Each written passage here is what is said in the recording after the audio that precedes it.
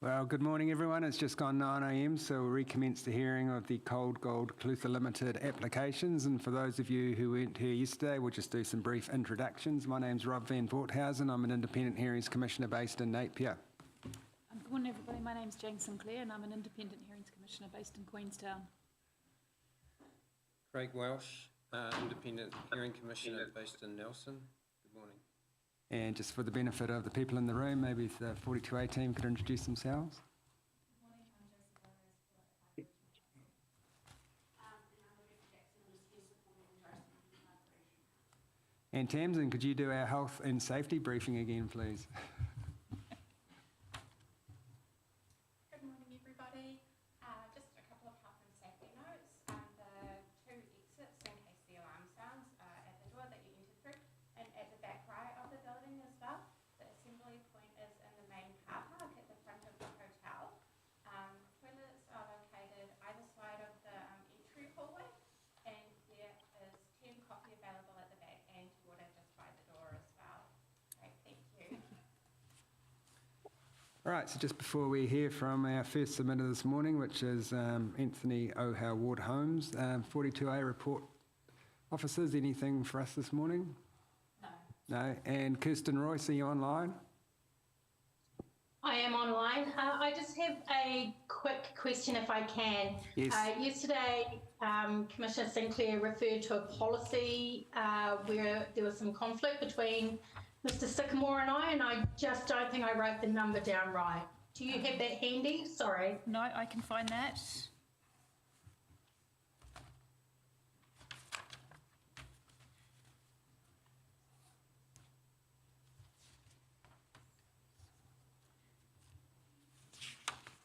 It is objective 21.2.15. 21.2.15. Thank you. Thank you.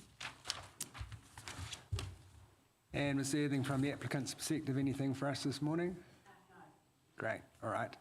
All right, well, our first submitter is Anthony O'Hare Ward Holmes. Is he here? Yeah. Good morning, come on up.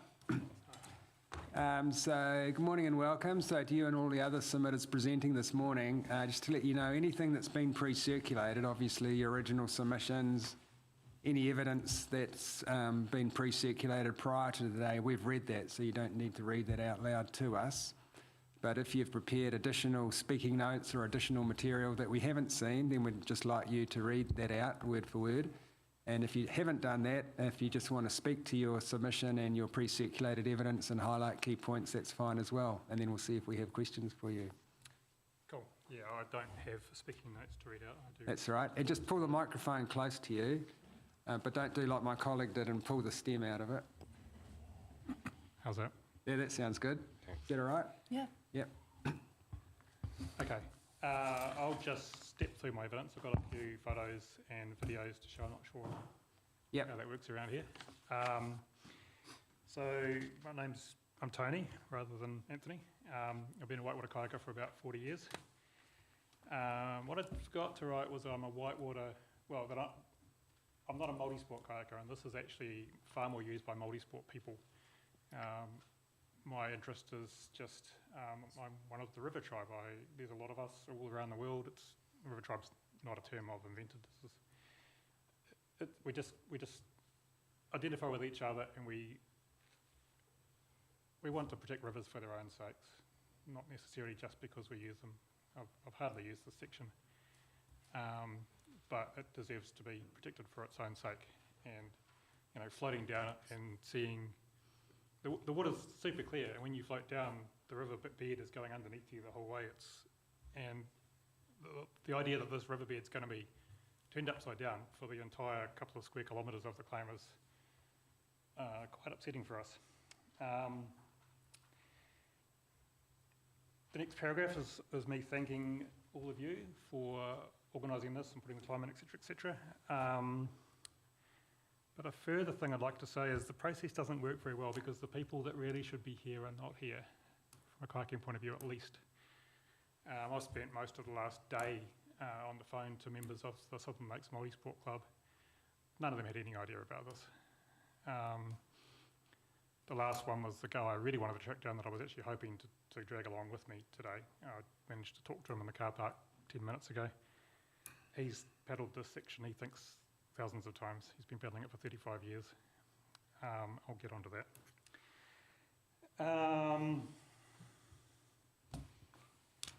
And there are others that did vaguely know about it, but they don't understand the process. They think, oh, yeah, you know, if this consent gets given, then people will then find out about it, and it will be in the papers and stuff, and then we'll, you know, get some people together and we'll stop it. And it's like, well, it's a little bit late for that.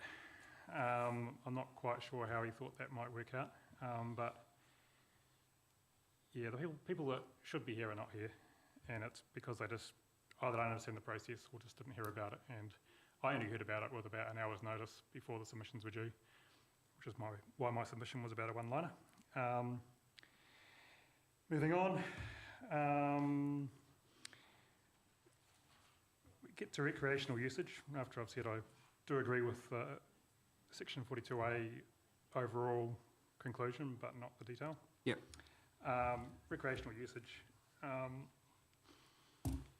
So it's not like I've done a survey. You know, I'm not paid to do this stuff, and I didn't know a lot about who uses it. But I've been asking around, and in my analysis and this evidence for the hearing, you know, I contacted Otago Polytech. I found they use it, what is it, a dozen times a year. That's 12 people. And below the Nook, just once a year, usually. But talking to Southern Lakes Multi-Sport Club, the first person I spoke to, she does it 10 to 15 times a year, and she's been doing it for 10 to 15 years. I don't remember the numbers from the next person I talked to, but she used it a lot as well. The guy I was just talking to in the car park, he's been paddling it for 35 years. He thinks he's done it over 1,000 times.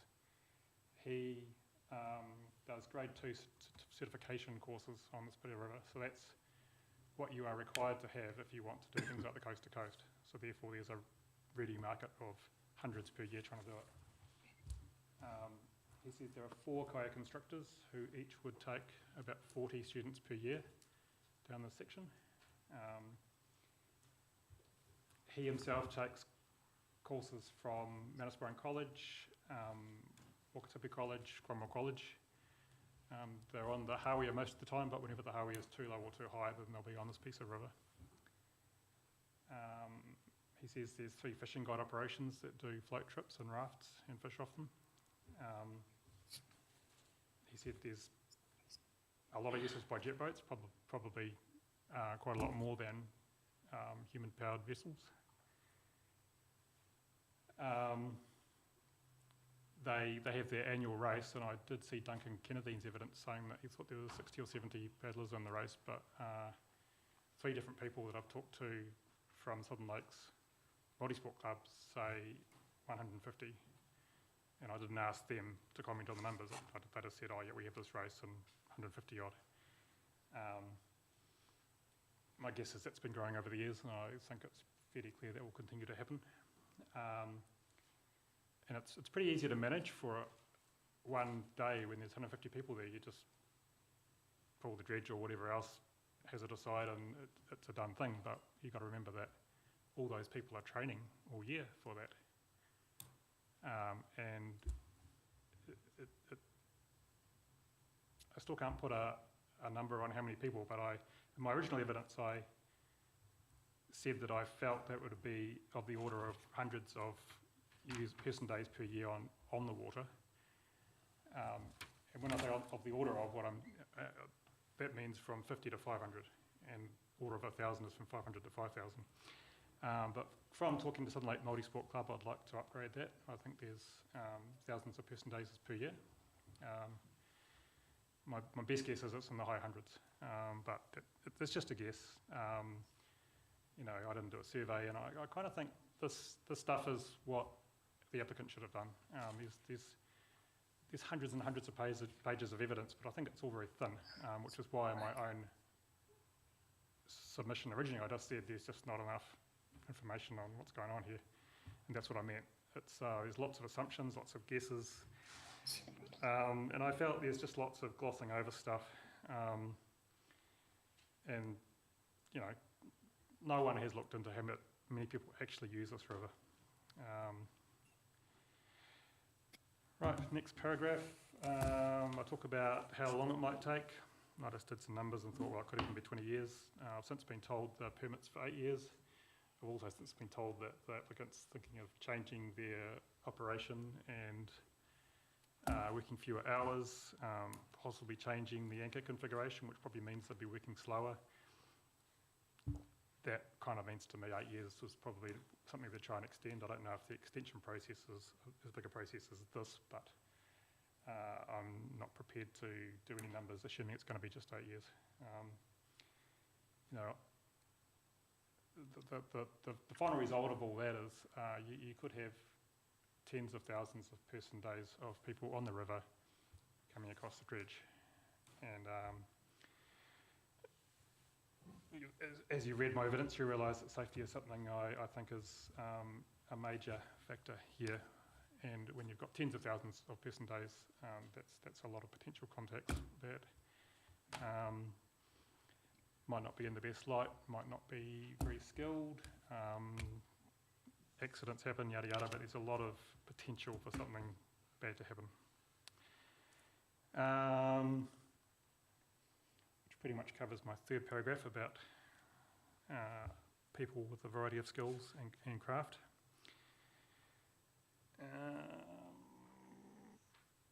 Who's on the AV here? How do we order up photos and things? Can you show? I think I called it Clutha Classic 1 or Clutha Classic 2. No, that's the GoPro footage. That's not mine. That's not mine.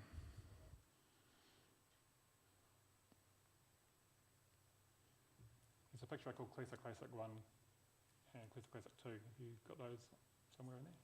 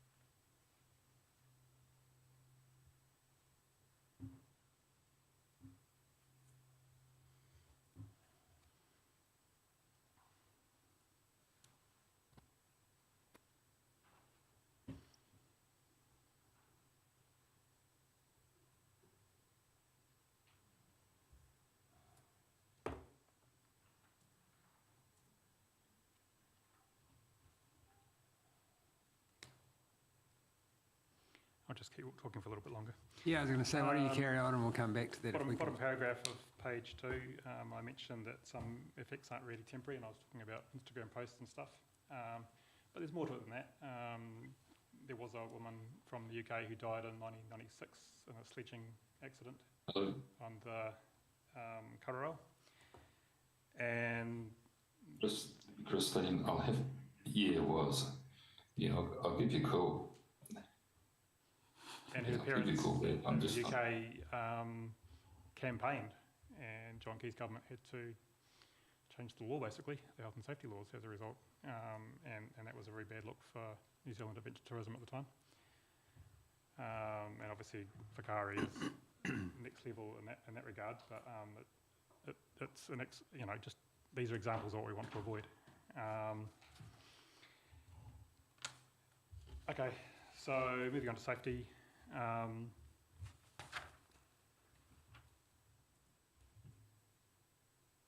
still like the Clutha pic, but if we can't have that, can we have some videos? Were those playing? There's a video called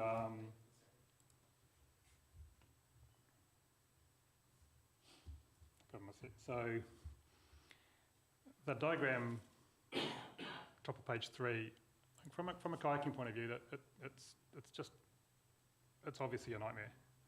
And I did see, I've seen a tiny bit of evidence from yesterday, and I've also been told by other people some of the points, and someone made a point that the dredge would be not unexpected and not offensive or something to someone coming down the river, and I totally disagree with that. I'm horrified by this, and so was the guy I just talked to. Who's the guy who takes school groups down and has done it 1,000 times or more himself. It's not what you expect to see, and it's not what you want to see, and you know, people with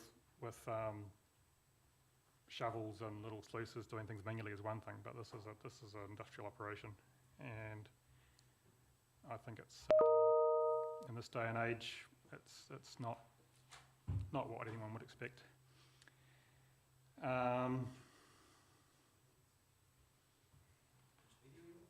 Sorry.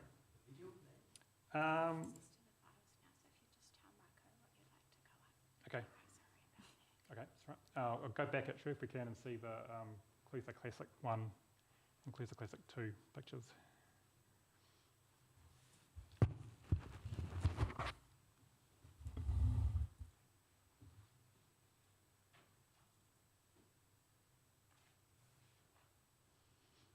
Okay. Are you seeing that in front of you? Yeah, we've got a TV screen here in front of us. Technology, fantastic. That's Clutha Classic 2, which just shows a lot of people. It's the Clutha Classic race, which is the one that I think has 150 odd people. Can you find Clutha Classic 1 as well? Here we go. So the key point about the picture there is how long and skinny those boats are. They're not good at going around corners. If they get stuck on a tree or anchor warp or the side wire of an anchor warp, they're going to bend around it and snap. And if you are still in the boat when that happens, you're in a very bad place to be. And we'll move on. Not quite that one yet. Can we see the dredge at Red Bridge, or dredge at Clutha, I think it might be called, animation? Not that one either, sorry. Pretty sure it's called Dredge at Clutha. Yeah, we have your videos. That one. One's called Dredge at Clutha Animation. Okay, that Yeah.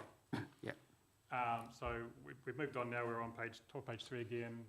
This is an animation of how the dredge works apparently. Key point is that the wires are all the way across to the outsides of the river, and they are pulled up whenever the dredges, whenever they're under a lot of tension. And in this video, they're sort of shown to be dropping and then raising as the dredge moves. But what we saw was the wire, the main cable that anchored it, not dropping at all when it was statically in position, and I expect that would have to be the case whenever there's much flow. And in plenty of places on the upper Clutha there is more speed to the water than there is lower down. It's not always faster, but it often is. And I have seen something about some mitigation that can be done where the anchors are done differently. I don't understand how that could be possible, given that is the mechanism for how the dredge works, that 100 metres or 20 metres or whatever of river. But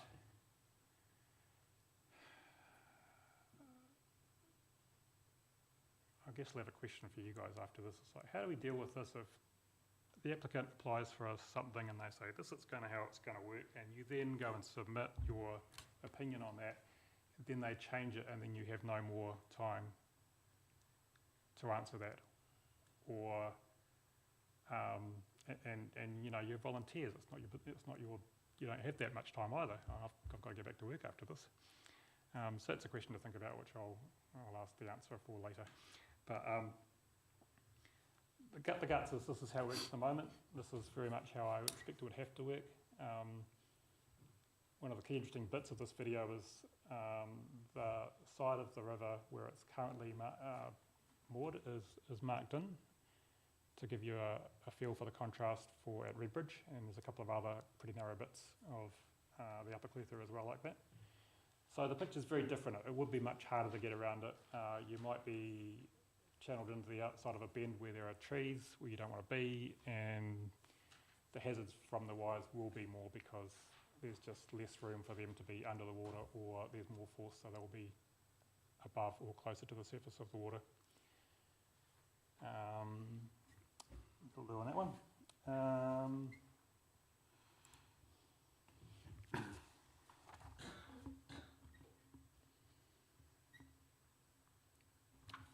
So page 4 for a little while. Actually, no, middle of page 3 and page 4. I'm talking about strainers and what they mean to kayakers. Do you, any of you have any experience of rivers? Do you know what I'm talking about? I just thought it'd be obvious, so that I didn't really go into much detail, and then I thought, maybe not. Okay. No, your written evidence was very clear, so. Well, I'd like to show a couple of videos anyway. Yeah. On that. There's a video starting hazard 1. This is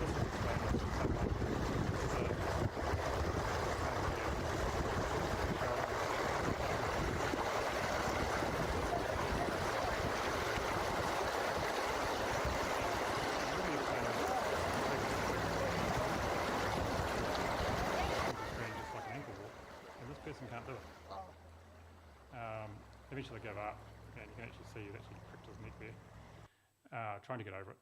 And sometimes you can go under things, but you don't actually want to, usually. And sometimes you can't. Sometimes there's rocks underneath you, or there's trees or other junk. It's just not a good idea to, in fast water, to be going under things. And in this case, there could be side wires, and there could be stuff that's caught up in the anchor warps. You know, if anything's come down from upstream and gets caught up in them, that's even more of a hazard. The video hazard 2, please. No, we're not going to be able to. Lean right, lean right. This is an open canoe, which some do paddle down the Clutha.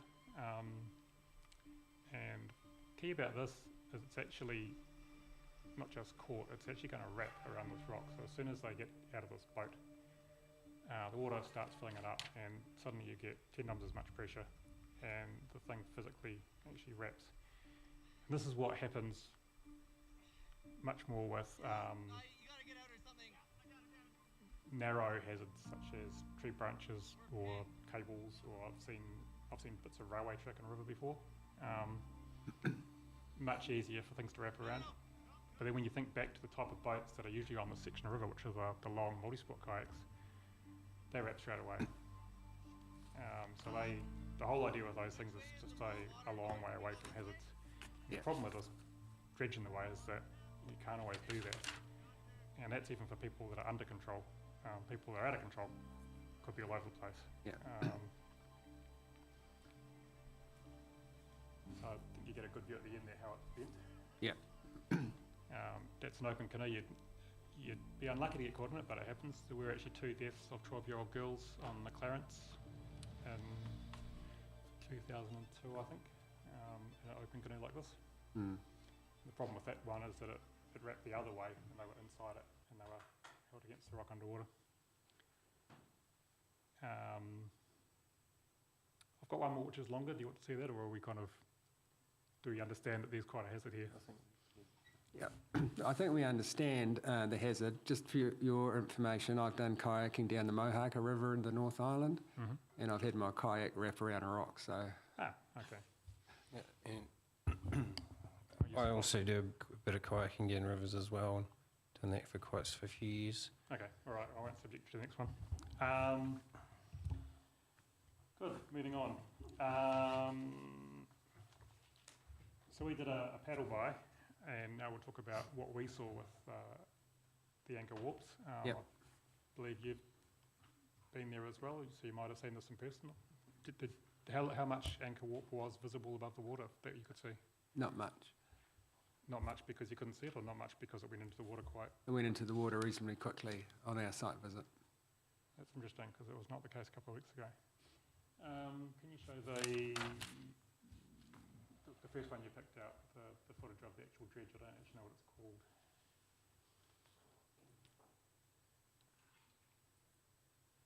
Yeah, that one. Oh, actually, that could be a still photo. Is that a video? No. Okay. The video that's just like that one. It could be called GoPro something or other. Oh, no, it could be, no, it's Dredge, sorry, it's Dredge at Beaumont. Here we go. There you go.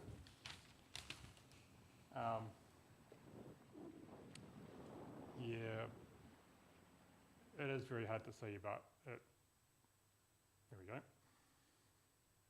Goes out of sight to the right. So I think it's quite a lot longer than the length of that dredge.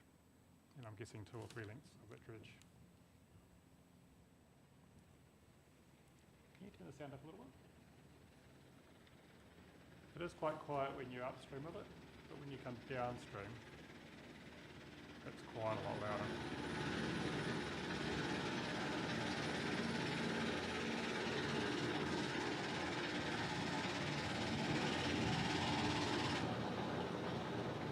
And on the west side, it's like also quite a slide. I don't know if that's because of the prevailing breeze or because of the fact that it's just louder on that side. Just bear that in mind with any noise testing. It really is important what side you're on and what the breeze is doing.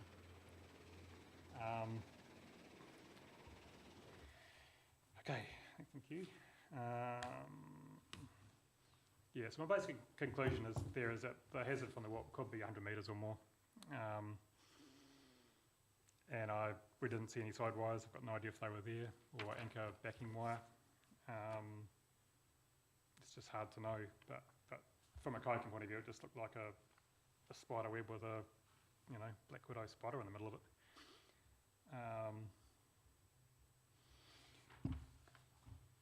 Right, page 6. There's a picture that we saw. I don't know if it's like what you saw, but I just don't think this is typical. If this dredge is working, I've been told that it's got a big suction pipe underneath it that causes quite a lot of drag, so it's going to have to pull hard on its anchors. And I think this picture is just not realistic.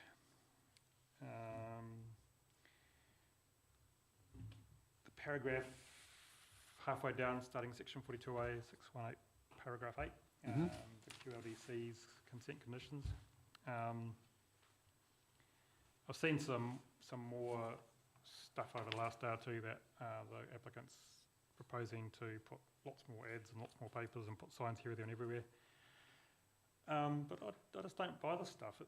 It's putting the onus on everyone else to deal with a potentially lethal threat that doesn't need to be there and is not natural and I would argue shouldn't be there. And someone did read through the list of proposed sites where the signs would be. None of them was the site that I want to go back to next. You don't, and more signs at the outlet isn't going to help them. There's a ton of signs there already.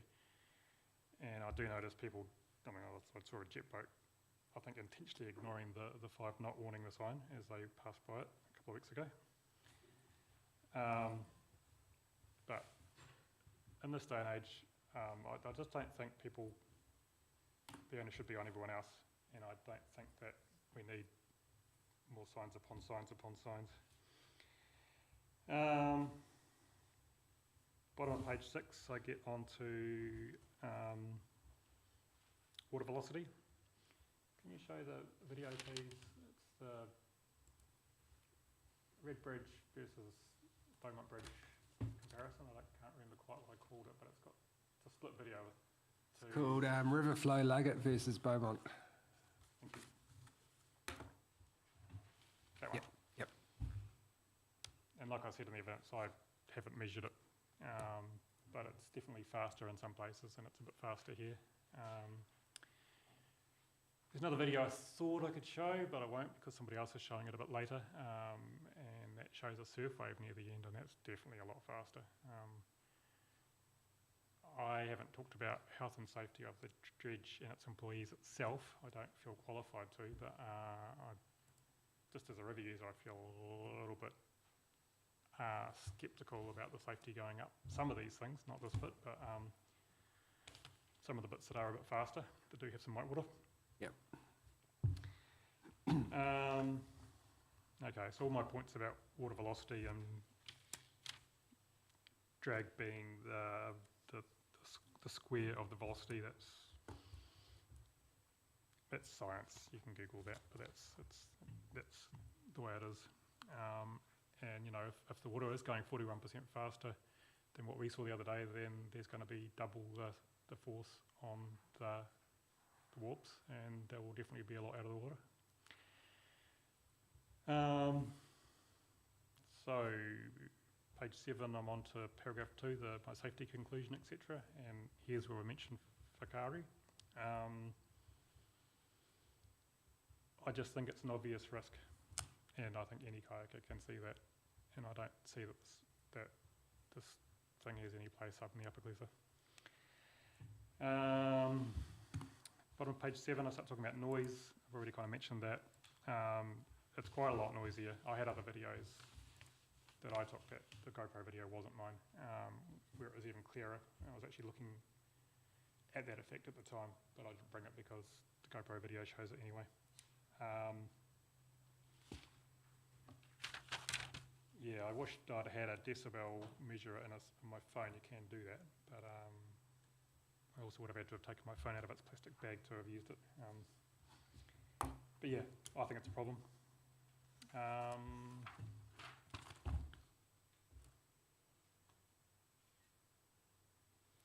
And my last piece of evidence, last opinion, it's not evidence really, is about draft conditions. There's some draft conditions that are very easy to monitor. I see that the applicant's suggesting 7 till 8 rather than 7 till 10 now. There's lots of other conditions that can't be monitored. I don't know whether it would be very easy to monitor dredging, because I mean that would require repeated visits. But I just don't think this thing should be here anyway. And I think this process, it's not comprehensive because it's missing all the people that use the river.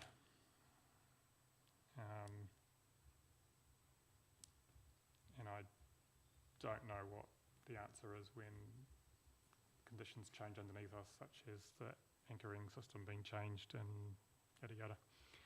So yeah, that's me. Look, thank you very much for your evidence, and particularly for the videos that you've provided to us. They're very helpful and informative. I'll just see if we have questions for you. Craig, questions?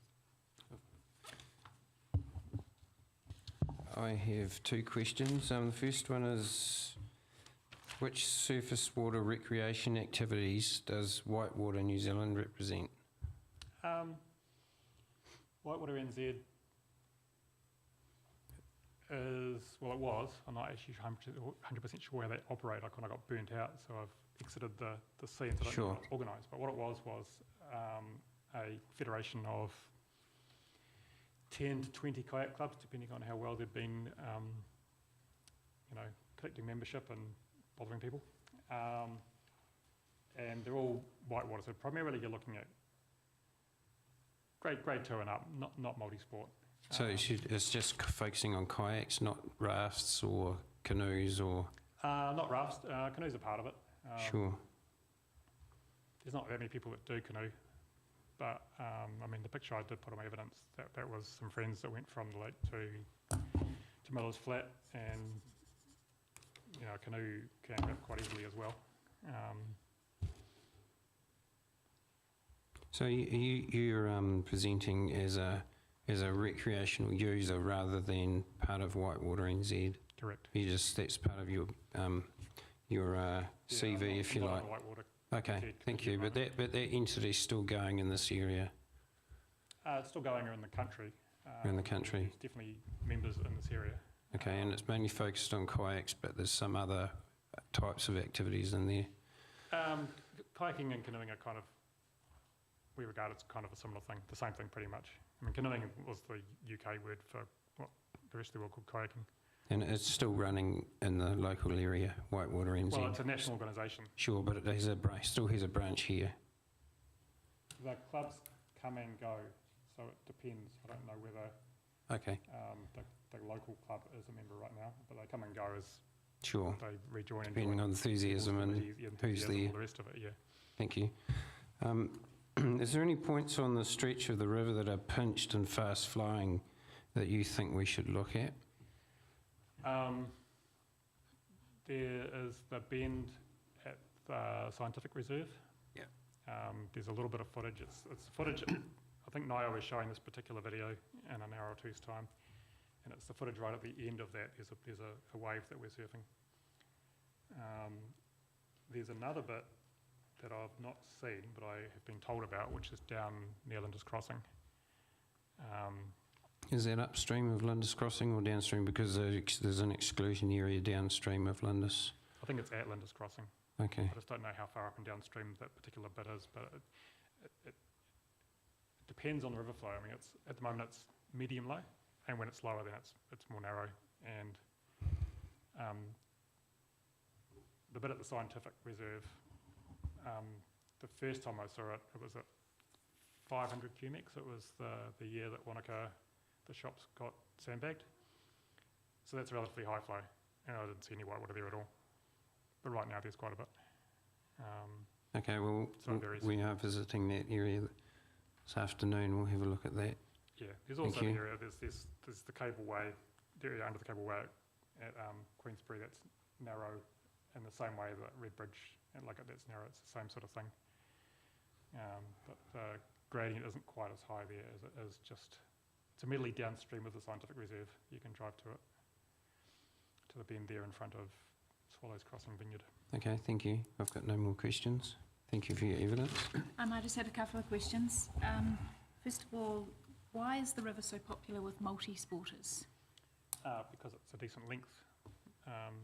They paddle from the outlet to Bendigo Reach quite regularly. Forgot to say, there's a guy that lives at Linda's Crossing. He paddles this thing once or twice a week with 2, 3, 4, 5 people. There's a small bunch of them, but does get a lot of use, and that is because they're training. I mean, he's just got back from a 8,000 kilometre kayak race in the Klondike, apparently. But yeah, it's because it's a decent length. And Not to do with the width of the river? Is it just the length that they can go from one part to the next part well, over? you couldn't run that length on the Lindis. You know, you need space and width and flow and Because of the depth. boats are so long? Because of the kayaks are so long? Well, also you don't want to hit the bottom. I mean, they're expensive pieces of gear. So they're paddles. The other question is, I wanted to understand the grade of that river, or was it just change as it goes along in different parts? Oh, it's grade 2 pretty much. The whole, grade 2 is swiftly flowing water it's got eddies and it's got rocks that are easy to avoid. It doesn't have many things you have to get through. And the other question is just, in all your years of experience, can you think of examples where you'd come across situations where you have wires going across the width of a river like this? I had to rescue a friend that was stuck on a fence that was across the river. It was I can't remember the name of it actually. It's in North Canterbury, so I guess that's a yes. And we didn't know about the fence. It was a flooded river. I mean, it was possibly the first descent in more than 10 years, so hardly anyone ever goes there. But I've seen railway girders, rails. I've seen the Wanangaroa up north of Westport's got about half a dozen upside down cars. It's just weird what you see in a river. And are they normally marked, like with hazard, I don't know, the protocol of rivers, but do things get marked, like with No. flags or No, this is just unexpected? detritus, it's, Right. yeah. Oh, that's all I had, thank you. And I have no further questions for you. Don't take that as a bad sign, take that as a good sign. That just means I've read and understood the evidence that you presented to us. So thank you very much for that, and thanks for coming in this morning. Can I ask what we're supposed to do with continual changes to the application? We, at the end of this process, will make a decision based on the final form of the proposal put to us by the applicant. They can't dramatically alter the nature of the proposal, but they can offer different conditions, operational conditions or environmental conditions. If we were to grant consent, then we would impose conditions, and those conditions would have to be complied with. If the applicant wanted to change those conditions, they'd have to go through a similar process to what's happening now. Okay. Yep. But we don't have a second say. You might have a second say. If the conditions were sought to be changed, it might well be notified again and people could submit on whatever the changes were proposed. Would that have to be just the original submitters? No, it's opened up to everyone again. All right, that's all, thanks. Yep. All right, thanks very much. And our next submitter is Esther Water.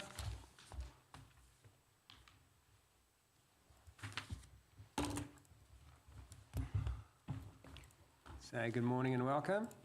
Good morning. Good morning. Thank you for the opportunity to be here. I think you've got my statement and notes.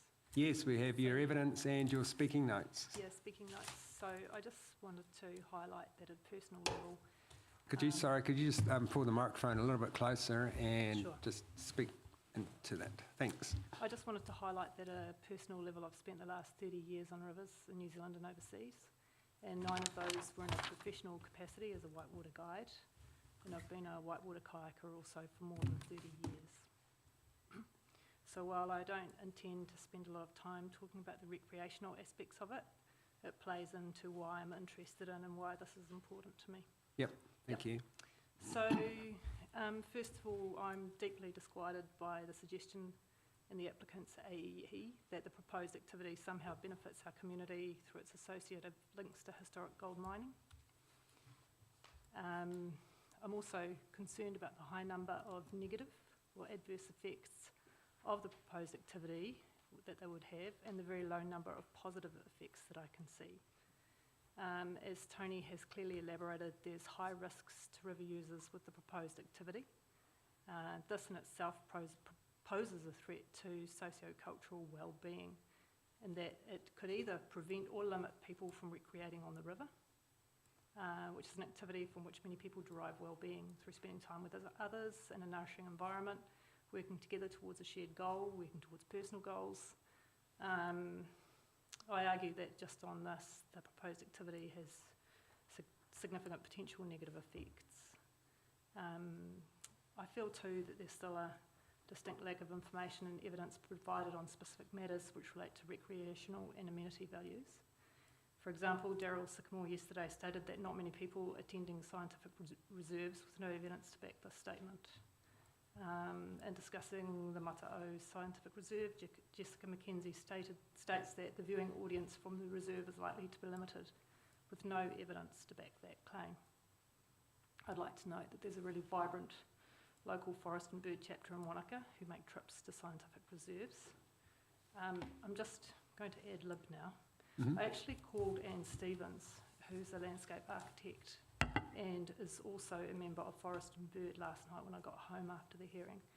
And she sent an email following our conversation, which I'm just going to read a few lines from the email. People do come here, she's talking about the Clutha Scientific Reserve, to recreate, botanise, explore and just enjoy the natural quiet and sense of space and solitude, plus the natural character of the river. I've been there twice looking for special plants. I brought my horse here to ride at least 3 times. We go to the river each time. People can drive right to the river for picnics, informal gatherings, etc. She has done a landscape assessment in 2006, and she assesses that it has a moderate to high level of natural landscape character, river and its margins, and she's happy to make that information available if that's of interest. So, but my major concern here is the continued lack of specific evidence to back assertions by the applicant's team. And thinking more closely about the environment, which is probably my true passion here, for the living world, the applicant's legal team state that this application must be assessed against the environment as it is, not as we might wish it to be. I emphatically disagree. Te Mana o Te Wai, our national freshwater policy statement, requires us to understand how we can actively improve and support the health and vitality of the river. As Tim Vile has pointed out in his submission when he refers to the Environment Court's interpretation of Te Mana o Te Wai, is that this national policy is for all New Zealanders. Te Mana o Te Wai is a substantive expression of our collective cultural values. In line with Tim Vile's written and oral evidence, and as noted in my master's proposal and research, it is a paradigm shift. What I've observed is some have shifted, some have not. I think it's our collective responsibility to clearly understand and apply Te Mana o Te Wai. I interpret this as keeping the well-being of the river central and foremost in any decision-making and demonstrating care and respect with all our actions. Therefore, I urge and encourage the Commissioners to give full weight to Te Mana o Te Wai to put the health of the river first. Thank you very much for that. See if we have questions. I just had one question, and it was, I just can't find it. It was in your original submission where you talk about, and I just wanted you to explain the concept to me. I think it was a logical fallacy or a logical fallacy. Yeah, that's claiming that X equals something else when it's just implied. There's actually no direct correlation. Okay, thank you very much. It's the way I interpret it is that an argument is framed in a specific way to imply certain things, but there's no evidence to back that statement. Thank you very much. Craig? Thank you. I just wonder if you could clarify where you live and how often you'd spend recreating on that stretch of river. Yeah, so I live in Wanaka. I was actually on the canoe trip, which you have the photo of the family with 4-year-old Ada in the front. I actually spend more time on the Hawea than I do on that section of river. But that doesn't mean that that section of river is not important to me. Sure, I understand that. Yeah. I was just getting a feel for how much you use it and, Yeah. you know. Thank you. Is that it? Yeah. Yeah. Look, thank you for your evidence, and it's, I see with interest that you're doing some study on Te Mana o Te Wai in the MPSFM 2020. We're very familiar with the MPSFM and the obligations it imposes on us. We're very familiar with its sole objective, and we understand that we must give effect to that, and it's very clear in terms of the priorities that it establishes. So, and there's case law on that, so that's crystal clear and well known to us. So, yeah, but just to let you know that we're very aware of that. Thank you. Great, but thanks very much for coming in this morning and presenting your evidence and answering our questions. Great. Our next submitter on our list is Paul Benjamin, who is hopefully coming in by Zoom. Mr. Benjamin, can you hear us? I can hear you, hopefully you can hear me. We can hear you and see you, so good morning and welcome. Right. Now, just bear with me a minute.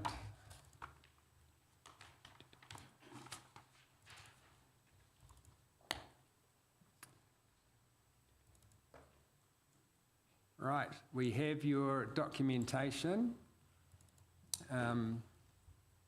your evidence, which we've read, but you're very welcome to speak to that and highlight key points for us, and then we'll see if we have questions.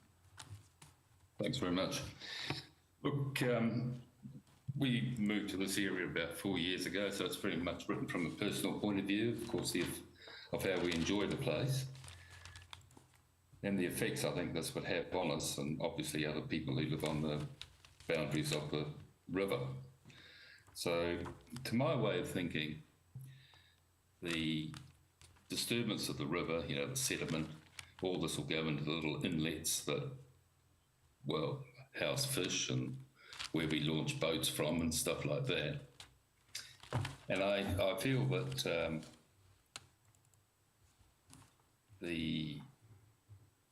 others have touched on the wire ropes and stuff. I mean, we use jet skis and all this sort of stuff going up and down. I personally think that they'd be a great danger to whatever river users have got. The other thing I think is important here is the extreme hours of proposed utilisation of the dredge. I mean, this is going to be running over weekends, as I understand it, very long hours. And the noise effects that'll come off that, because despite what they say, there is no great background noise in the area. So I think they're important points. The pollution that comes straight off old gear, I'm very surprised that they get away with what others have reported.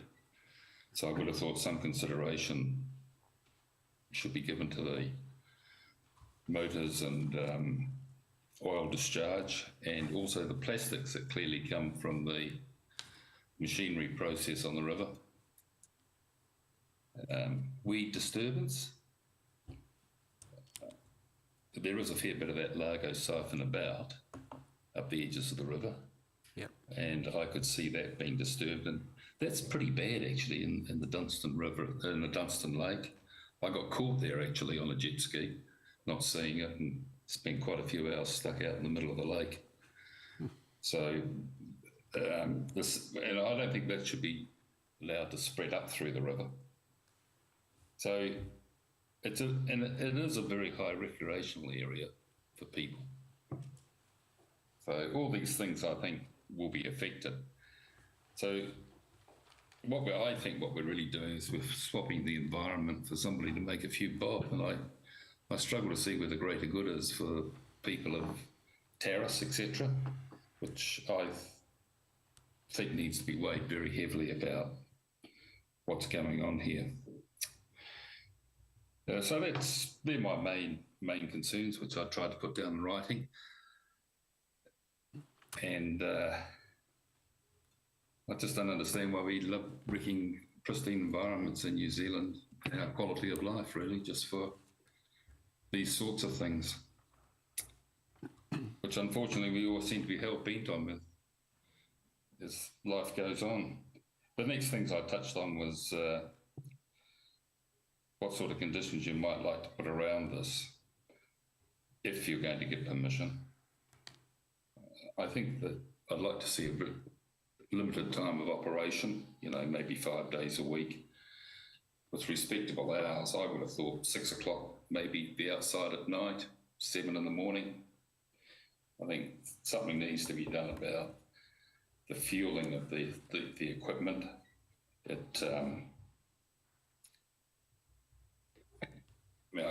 You're bound to get fuel spillages and stuff if you've got a moving apparatus you're trying to service off another one that's moving. I would have thought they should rather have better tanks on board and carry greater fuel, or at least have to come back to fixed points for refueling.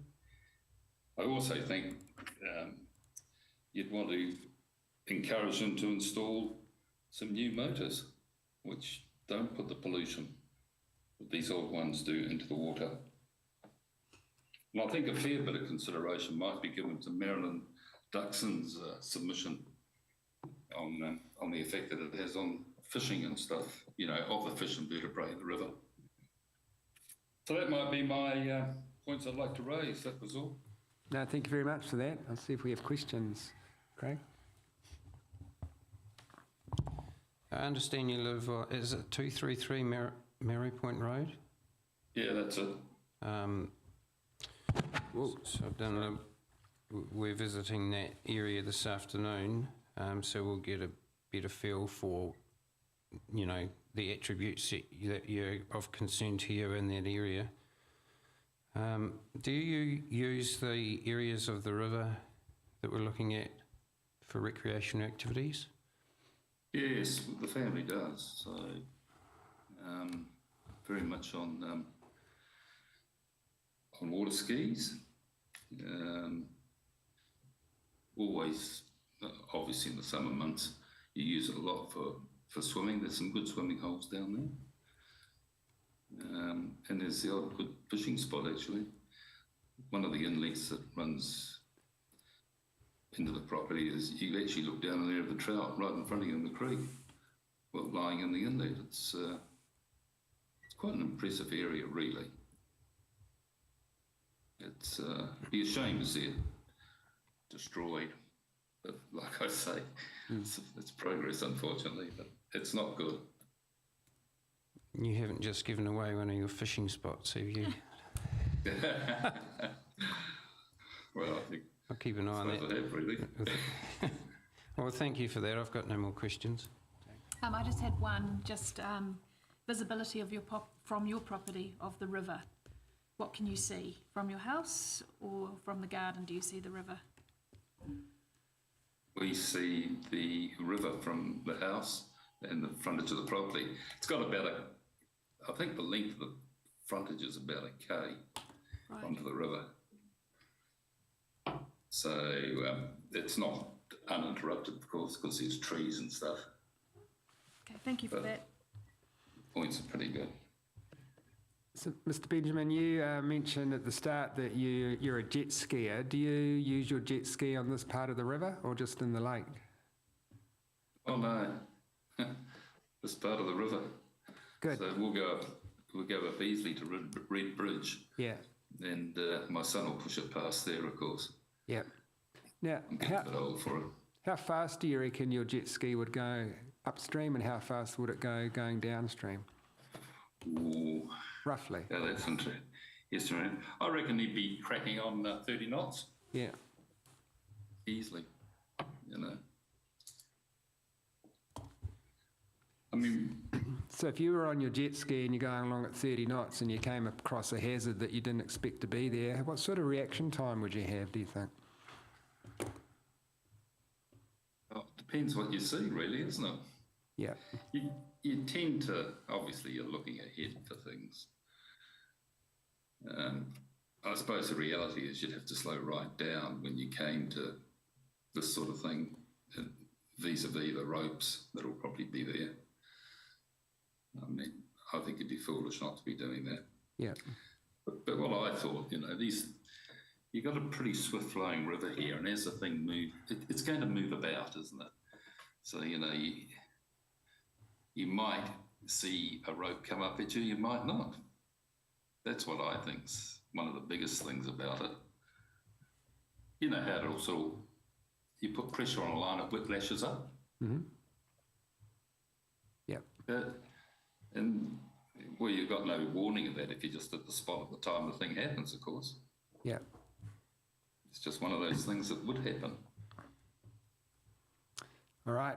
Well, thank you very much. I don't have any further questions, but thanks for providing your evidence and for appearing on Zoom this morning and answering our questions. Thank you. Well, it's the first time I've done this to a public meeting. I find it rather nerve-wracking, to be honest. All right, look, you did very well.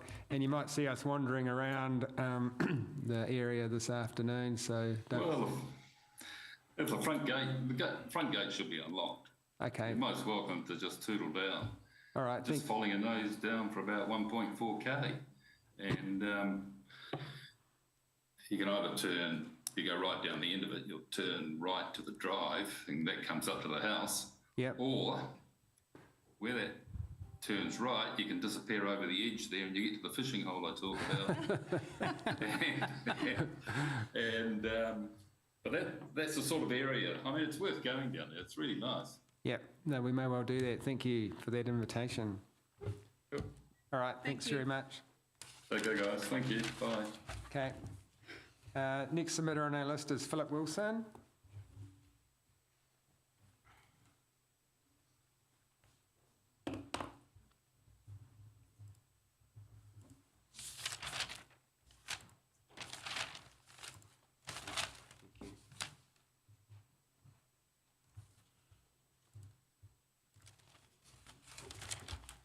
So good morning and welcome, Mr. Wilson. So we've just received your, via the email, your speaking notes. So we're very happy for you just to, if you're comfortable, read those out to us if you like.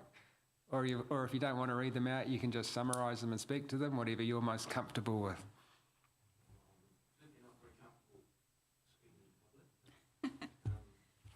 And I have one other problem.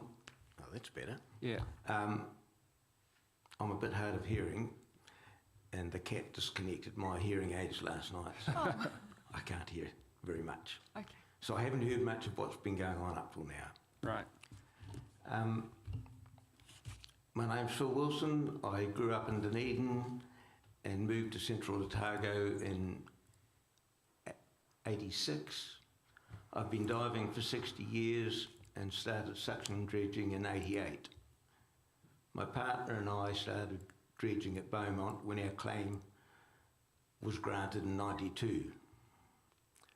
Dirty water from the Clyde Dam tail race deepening stopped me mining in Dunstan, and Wanaka stopped me mining, and I converted my dredge to clear lagrosiphon in lakes Dunstan, Wanaka and numerous other North Island lakes and waterways.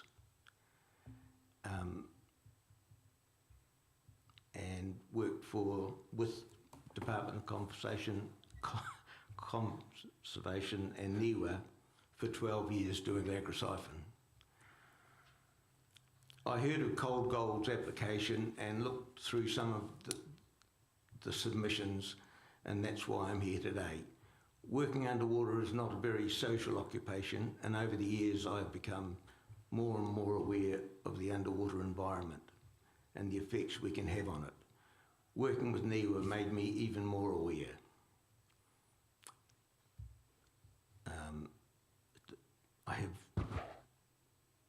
I've written down no time at all. I have no time at all for emotional, misinformed opinions from people who don't know all the facts. Not that I do, but I do have many years' experience gained by being underwater and observing and going over areas we had dredged earlier and not being able to tell that we had dredged them at all. Where I'm coming from is so totally about suction dredging, rope stretched across the river and things like that. Well, people have to be aware of such things. There are all sorts of boats being refuelled on or near the water. That's something that they have to take responsibility for.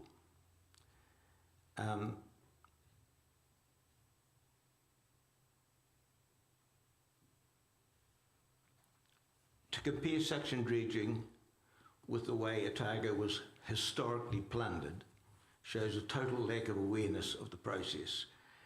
Areas that were sluiced and mined with bucket dredges will be visible for generations. In fact, some of them are now historic places and tourist attractions. A suction dredge does not dig up the riverbed. It lifts gravels and passes them over static tables and riffles and puts them back in the river, downstream the length of the dredge. The Clutha River is a very large, powerful, dynamic system, continually rearranging gravels and rocks with every change in water levels. Drift diving in the Clutha River is not a quiet experience. There is a continuous clicking and clacking as rocks are rearranged, making their way downstream, especially in times of changed water flow, whether it's going up or coming down. It changes the way the river flows. I've seen eels and lampreys go up the spout and back into the river with no discernible effect. I've seen trout appear day after day. Within minutes of starting dredging, they start hanging around the nozzle, and any food that is disturbed from the gravels, they think it's great.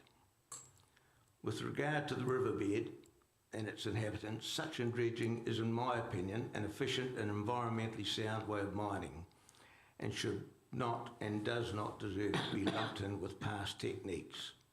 The same constraints that apply to all water sports apply regarding fuelling, waste disposal, and etc. And areas that the likes of fishing. One thing I would say is that areas that the likes of Fish and Game and Clutha fisheries can identify as spawning grounds need to be protected during the spawning season. I think that's quite important. But they can be, it's not all the way up and down the river, and they can be identified.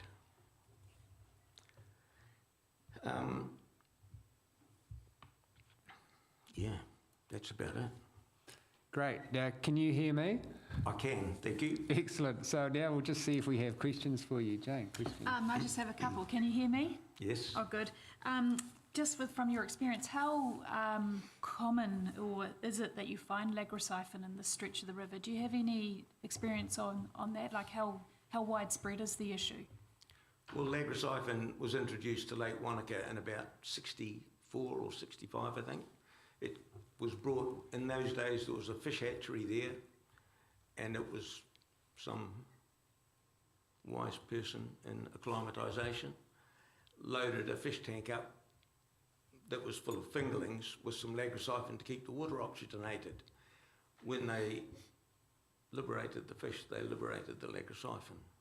So it started in Bullock Creek and spread into Wanaka. So all the lagrosiphon in the Clutha River came from Lake Wanaka, came from Bullock Creek. If you use the analogy of a bathtub, mainly the weed in Wanaka is growing around the plug hole. In Dunstan, it's coming out the tap and it's going all the way down the river. Anywhere in the Clutha River that lagroscyphon can establish, it has established. It'll only grow down to 6 metres and it'll only grow in relatively calm water. I saw somebody said something about that as a public duty they should remove the lagroscyphon. That's, in my intolerant lack of the language, bloody ludicrous. You need a special plant to take it away. I know, I've built them.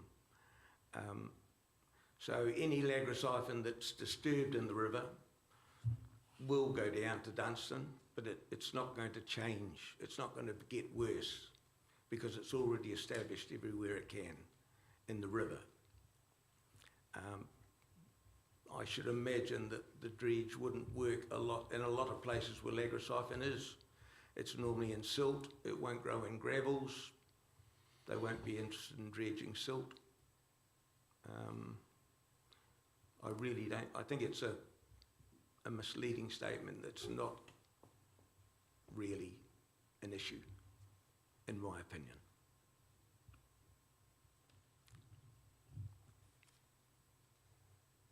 Thank you. That was the only question I had. Okay. Thank you. I just wanted to clarify, are you appearing in support or opposition to the proposal? I support suction dredging. Sure. Yep. The submission says support, it's just some of the issues you raised, I thought sounded like there were a little bit of opposition there, but so you're appearing in support and you're just highlighting issues that need to be addressed? I'm trying to be totally honest. Sure. Yep. Okay, thank you. And I have spent many years in and on the water, up and down the Clutha, in Wanaka, down at Beaumont. As I said, we had a claim at Beaumont, or have still got a claim at Beaumont. And my experiences from being down there. Sure. In fact, you've given us the most detailed evidence on lagroscyphon that we've heard to date, so thank you for that. Anything else? Well, thank you very much, Mr. Wilson. I have no further questions for you over and above those that my colleagues have already asked you, so thank you very much for preparing your evidence and coming in this morning. Okay, thank you. Thank you. Thank you. Next submitter on our list is Billy Marsh.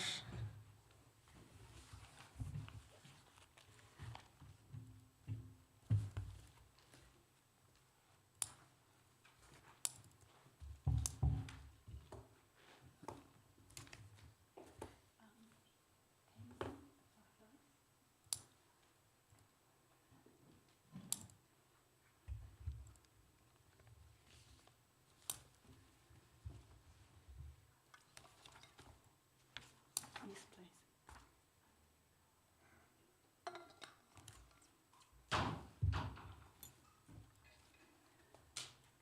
So good morning and welcome. We've just received your speaking notes, so thank you very much for that.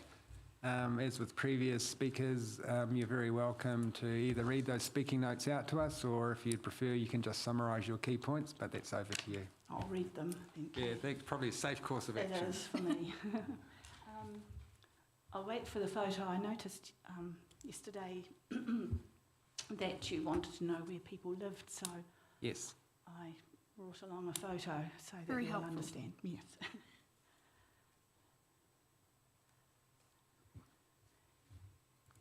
Here we go. Can you go back to the other one? There's only two.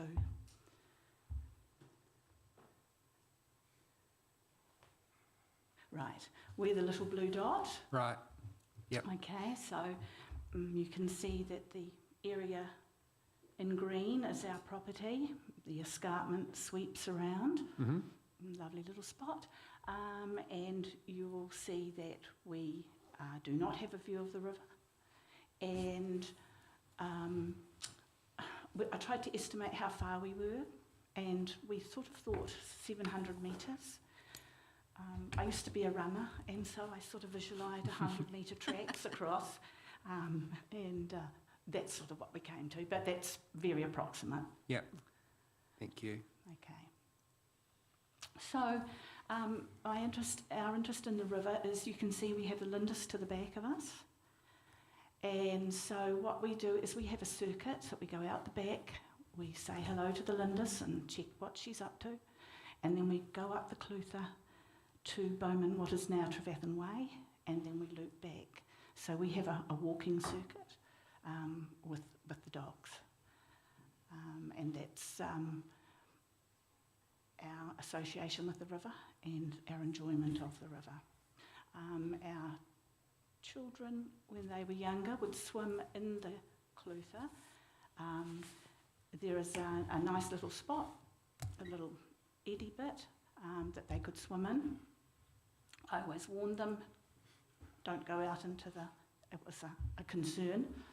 And if you did, they always had to float on their back and then come out at gravel, always concerned about getting pushed in among willows, which are a danger. Right, so I think we've clarified that. Can I have the second photo, please?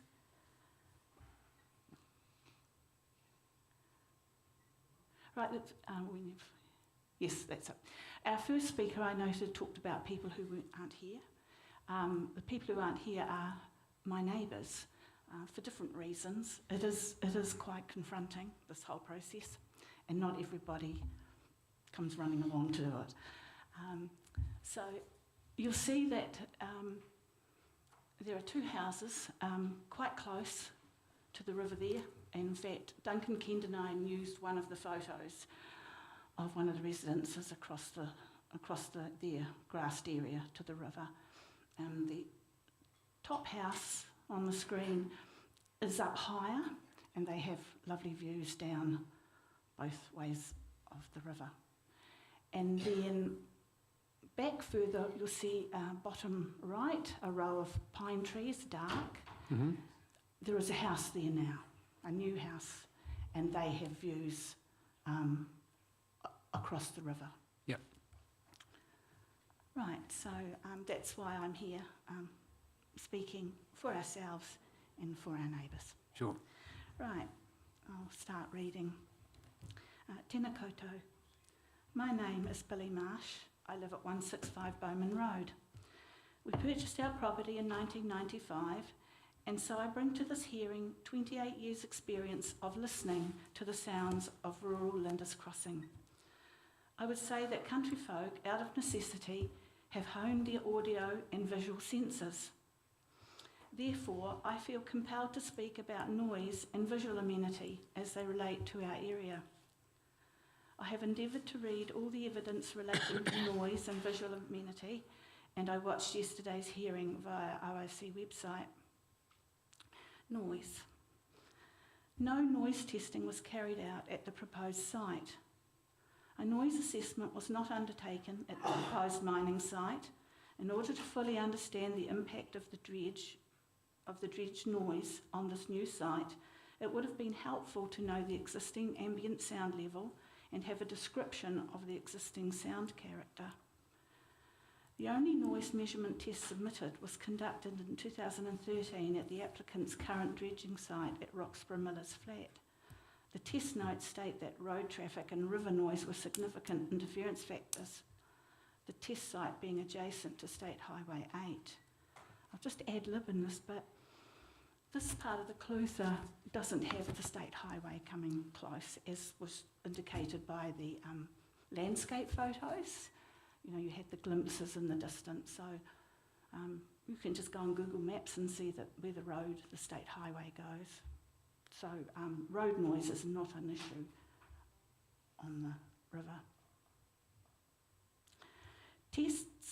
Test results conclude that noise did not exceed 55 decibels at a distance any greater than 175 metres. Although this test bears no relevance to our area, I was concerned to learn that the noise standard was breached at 175 metres and under. I hope I'm correct about that. I sort of had to puzzle over that one. Rural areas are typically have low ambient noise levels, and our area lower than most. It is quiet and sounds are clear. We tend to know what is going on around us by identifying noises rather than citing the noise source. I call it the meerkat effect. We cannot see the river from our house, but on a calm evening, we can hear the sound of the river approximately 700 metres away. Existing sound character. Our soundscape consists of natural sounds and man-made sounds. Nature's sounds are bird song, river rapids, the wind, sheep, dogs and bulls. Of these sounds, only bird song, river rapids and the wind have periods of continuous sound. The man-made sounds include helicopters, small planes, jet boats, stock trucks, frost fans, tractors, cars, irrigation pumps, chainsaw and lawnmower. All these sounds occur at irregular and infrequent intervals. They are never continuous, and they do not all occur at the same time. Our rural area is not a noisy place, and loud noises are infrequent and of short duration. Not one of these sounds is constant from 7 a.m. to 8 p.m. 7 days a week. The rural peace and quiet would be destroyed with the introduction of a loud mechanical sound that is continuous for 13 hours.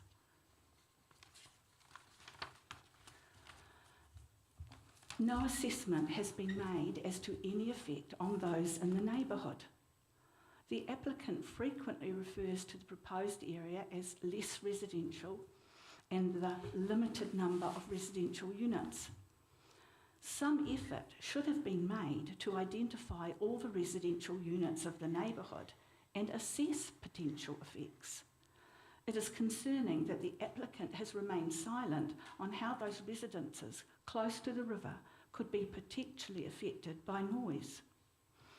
The applicant seeks to operate a dredge 7 a.m. to 8 p.m, a 13-hour day, 7 days a week, over a 7 to 10-year period. It is not certain to predict the amount of time spent in one area. It is possible that the dredge could spend anywhere from a week to 3 months on an anchor set covering 200 metres, and then extend that time by completing a parallel sweep. I am wondering what effect this would have on people living nearby. Noise is intrusive and affects the health and well-being of people. The Wanaka to Cromwell Cycleway will be built on public land that borders the river. To maximise the viewing experience, the trail will wind as close as practicable to the river. This will bring cyclists and walkers close to the dredge, and I am wondering how the sound will be received and whether it will degrade the cycling experience. Now, I have given to Tamsin a letter that will bring you up to date with what is happening with that trail.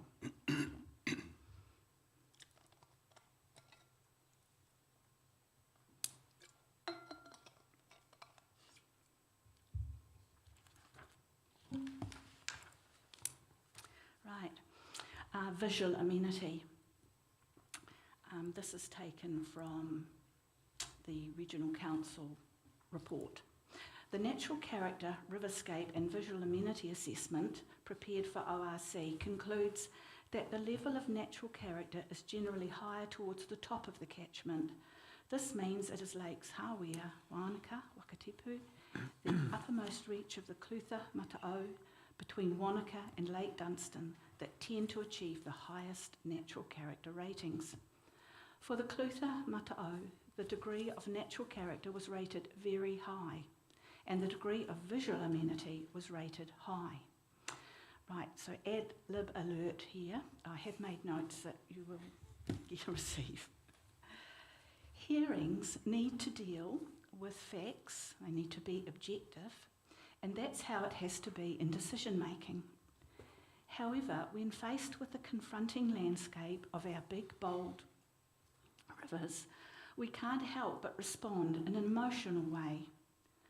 The description I want to read was in the report and reflects that response.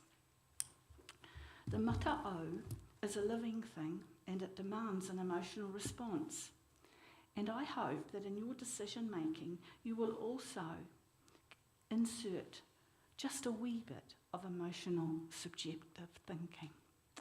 So,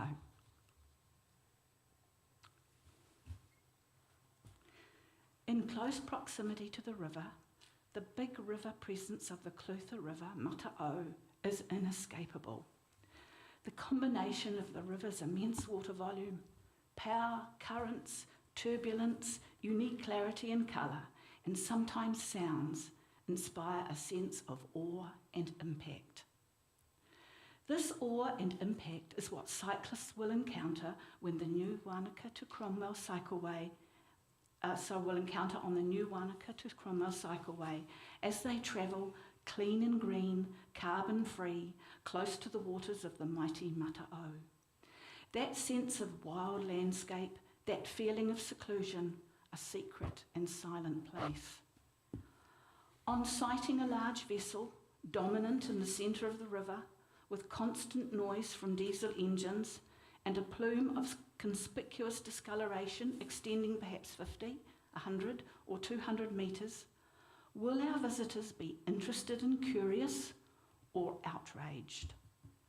Simon Upton, Parliamentary Commissioner for the Environment, writes in Not 100% that noise is a pollutant like any other, and noise detracts from the quality of the natural environment. Finally, I would like to comment on the following conclusions in the Effects on Natural Character and Amenity Values report.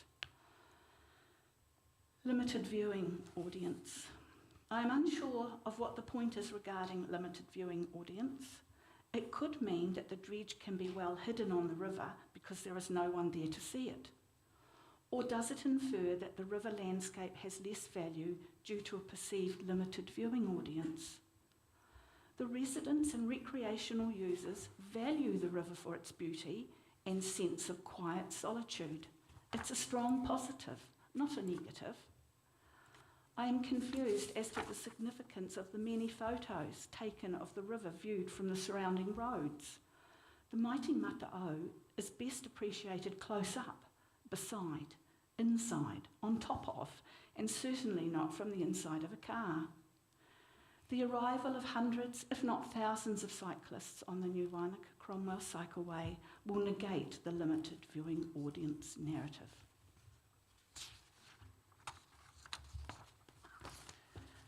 Baseline.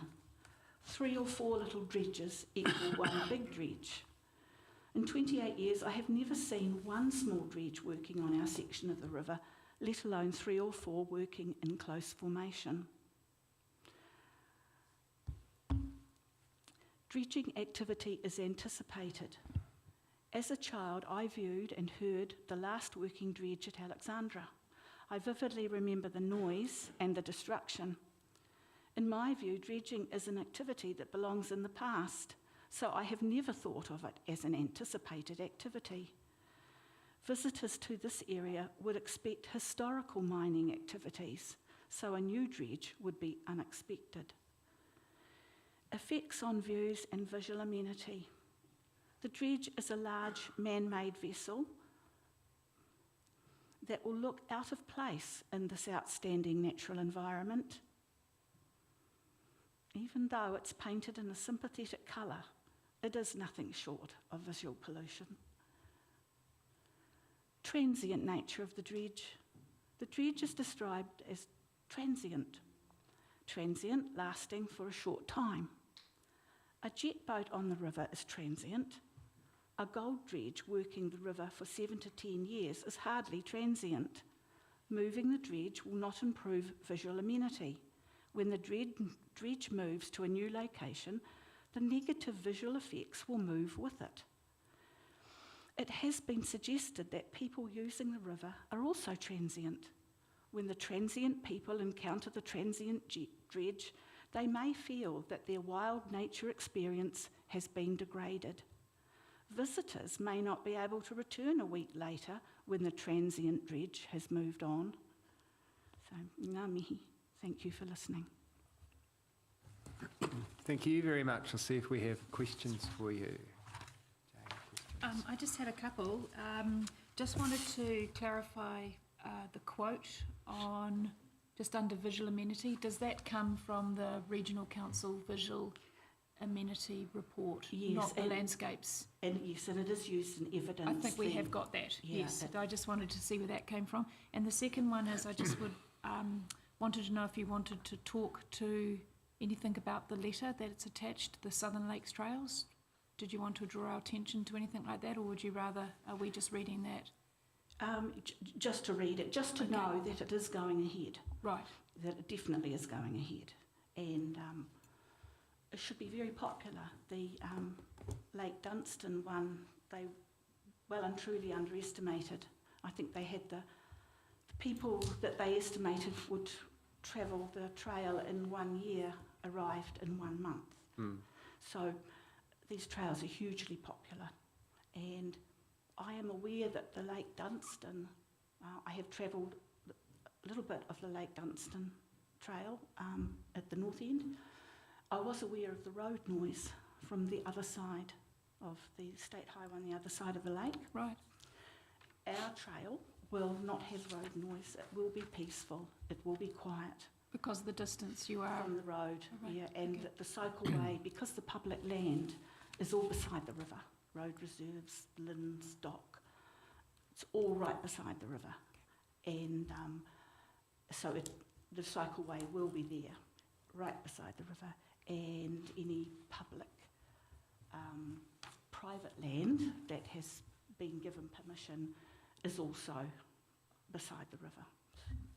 Thank you for that. Yeah, that's all I had, thanks. Craig?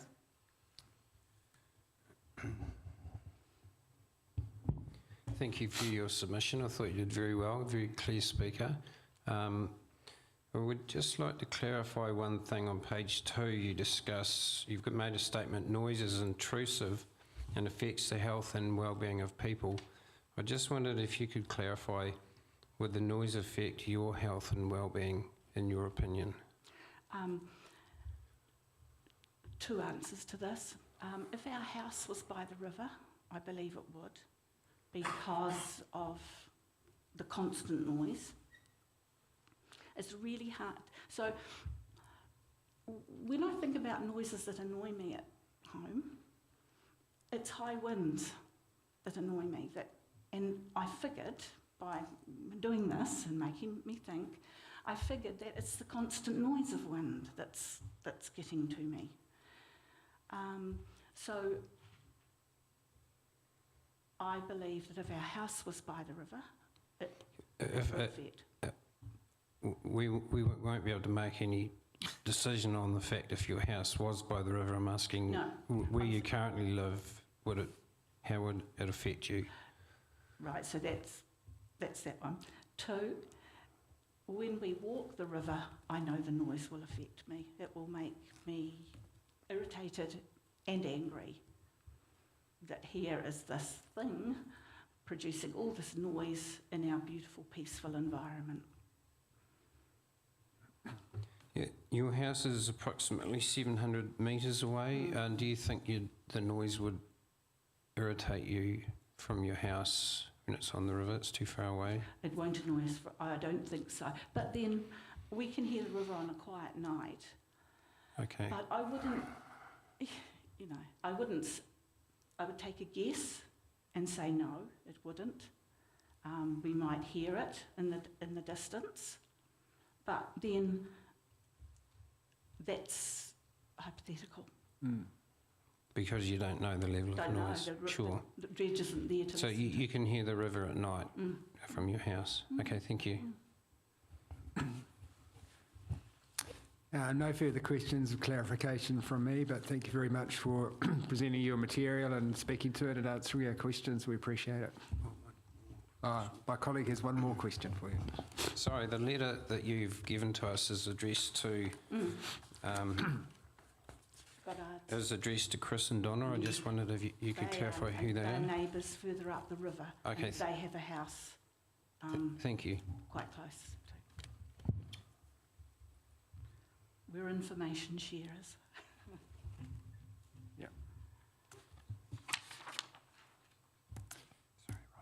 All right, so that now brings us to the end of the submitters that were scheduled for the first block this morning. So what we'll do is we'll take an early morning tea. We'll now adjourn and we'll resume round about 10 minutes to 11 or so. And at that stage, we are hopefully hearing from Nio Hart for the Central Otago Whitewater Incorporated and other submitters to follow. So adjourn for 20 minutes.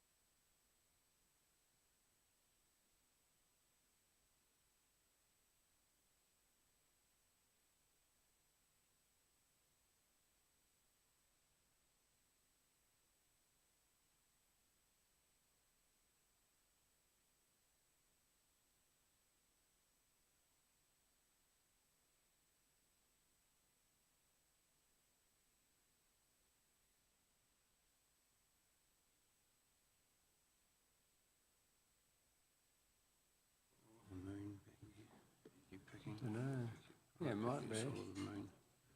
Okay. This might be. You might Oh, well be. hi. I can hear something now.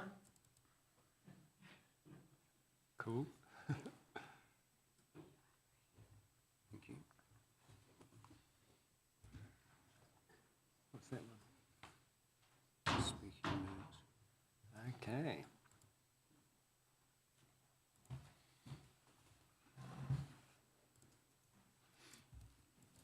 Right.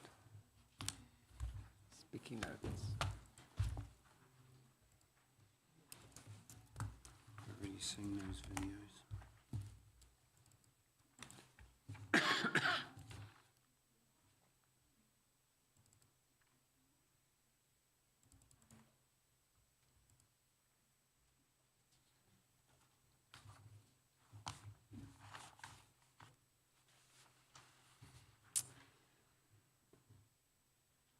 All right, good morning everyone. We'll resume the hearing, and at this stage we're hearing from submitter Nio Hart for Central Otago Whitewater Incorporated, who's hopefully on Zoom. Yep, I'm here. Excellent, good morning and welcome. Can you see me and hear me? We can see you and hear you, and we can hear you, and we can see your plywood decor in behind you. So we've received, obviously, your original submission. Thank you very much for that. And we've just received your speaking notes. So you're very welcome to just read the speaking notes out to us, or you can summarise them, whatever is best for you. Yeah, I'll just read through them. And I've got a few photos and things which I believe somebody at your end is going to pop up on the screen when Excellent, So thank is you. that, yeah, okay, cool. Hi, I'm Nio Hart and I'm presenting on behalf of Central Otago Whitewater Club. My aim today is to give you a kayaker's perspective of the river. Expanding on my written submission, I'd like to talk further about safety, environmental and visual impacts and noise, and our observations when paddling the lower Clutha to look at the dredge and understand these impacts. I'm not an expert, but these are my thoughts and opinions as a Hawea flat local and someone who spends a lot of time in and around rivers. I kayak, river surf, drift dive and swim in the river. Rather than flicking through the images, can you wait till, till I point out which one I want? Maybe you could just, yeah, okay, that's good for now. Okay, where was I? I'm not an expert, but these are my thoughts and opinions as a Hawea flat local. Mostly, I kayak, river surf, drift dive and swim on the river, mostly on the Hawea and Kawerau, which both flow into the Clutha. So the Clutha River catchment is a place I call home. I have been a whitewater kayaker for 30 plus years. I've previously been a member of the Wanaka Search and Rescue Swiftwater team, which involved training exercises in river safety and river rescue and risk assessment, and have been involved in search and rescue river searches. This experience has given me a good awareness of the hazards on rivers for kayakers and other river users. I've also taught beginner kayakers on the stretch of the Clutha from the Red Bridge down to the Big Bend. So starting with safety. One of the most serious risks to river users is entrapment. A person in the water can get their kayak or themselves pinned or wrapped on an object in the river, and the force of the water holds that person in mid-flow. This will often mean the person is held in such a way that their head is underwater and so leads to drowning. The cables on the dredge are a classic case of an entrapment hazard. They are very low to water level. Can you bring up image 1?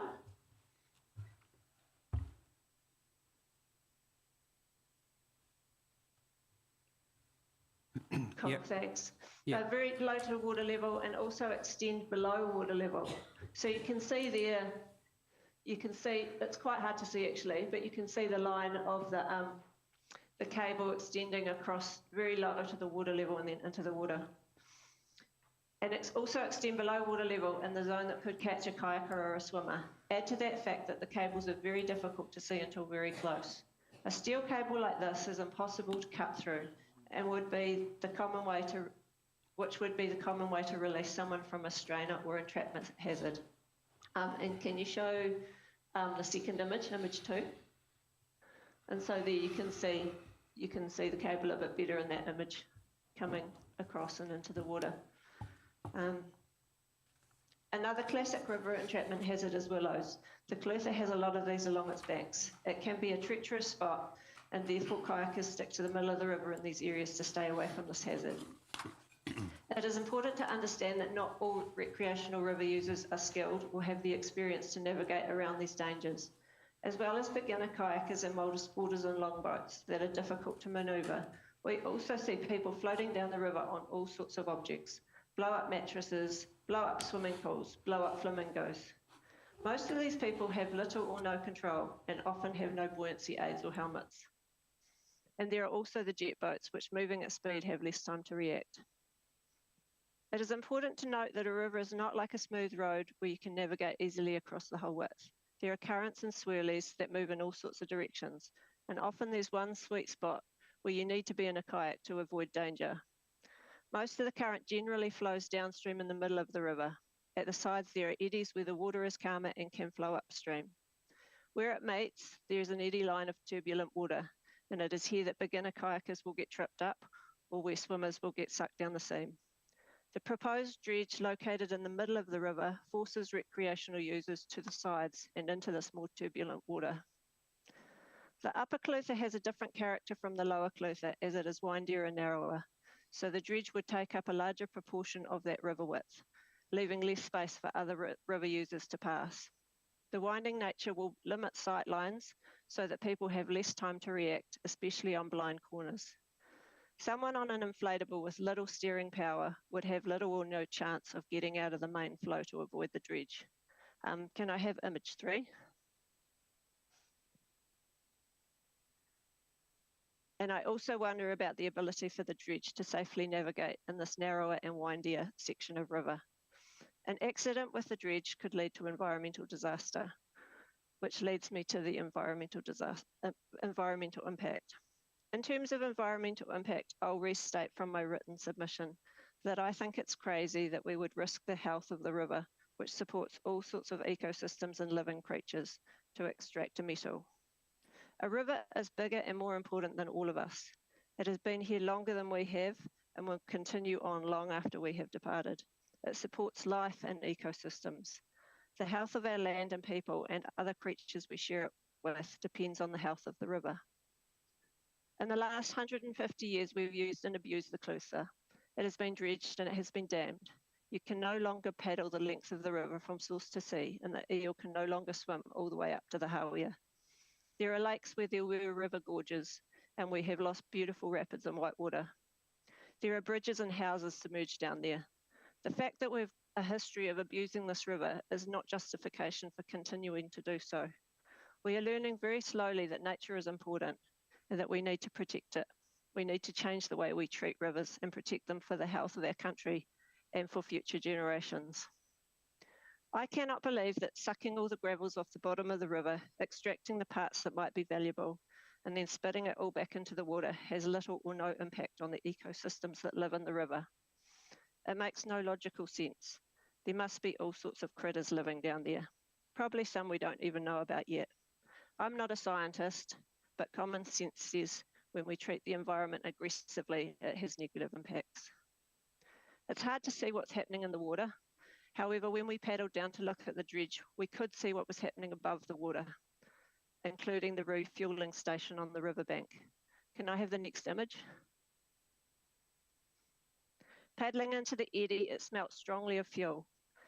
There was a petrol pump handle hanging on a rope. Can I have the next image? There was a petrol pump handle hanging on a rope in a tree directly over bare, damp riverbank without vegetation, only a couple of metres from the water's edge. The fuel hose was lying on the ground, draped into the water. This looked like a very casual setup to me. Surely there must be drips onto the ground every time the nozzle's used. And with no plant roots to soak it up, fuel must be soaking straight into the water. I was quite shocked by this setup.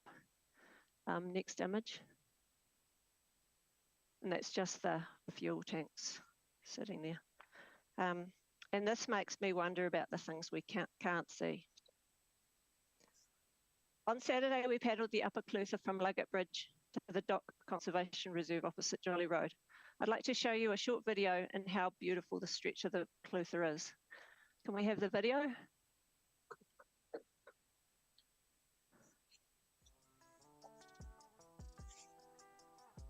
Have you got the sound?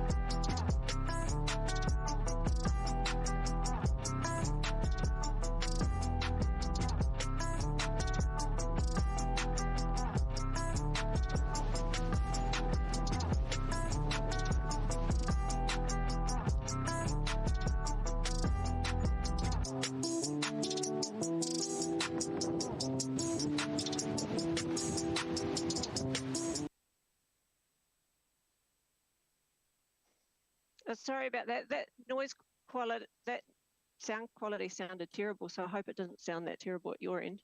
But the reason for the video is to obviously show what a beautiful section it is and how beautiful and clear that water was. It was absolutely stunning.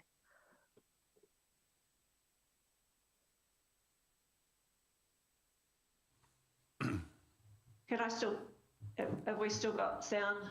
Yeah, we can still hear you. Yep. Oh, yeah. All good. Okay, cool. I'll carry on. Okay, and then can I just have image 2 again?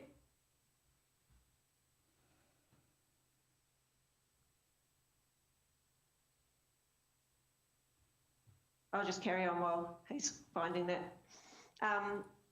So visual impact and noise. When I'm not kayaking, I work as a registered architect.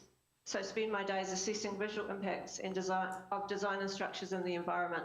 This industrial structure is completely out of context within this beautiful natural river environment. Painting an ugly object a colour to blend in with the background foliage does not alter the fact that it is an ugly object, nor make up for the fact that the structure is completely inappropriate in the setting. The noise draws attention and highlights the intrusion, destroying the peaceful river atmosphere. So in conclusion, I believe that there are significant safety concerns for recreational users with the dredge located on the Upper Clutha, particularly on the stretch from the Luggett Bridge to approximately 2k below Devil's Knock. I disagree with the assessment that these risks are easily mitigated and less than minor. I disagree that the environmental impact is less than minor. There are clearly pollutants affecting the riverbanks and therefore very likely the river, and the impact of aggressive suctioning of the riverbed must have impacts on the environment, even if we don't yet fully understand these. And I think the dredge is a visual blight on this beautiful river corridor, and for what? Some gold. So I ask you to make the decision to put the health of the river before the extraction of gold and decline the proposal. Okay, thank you very much for that. I'll see if we have questions for you. Any questions? I just had a couple of clarifications, and I think one question.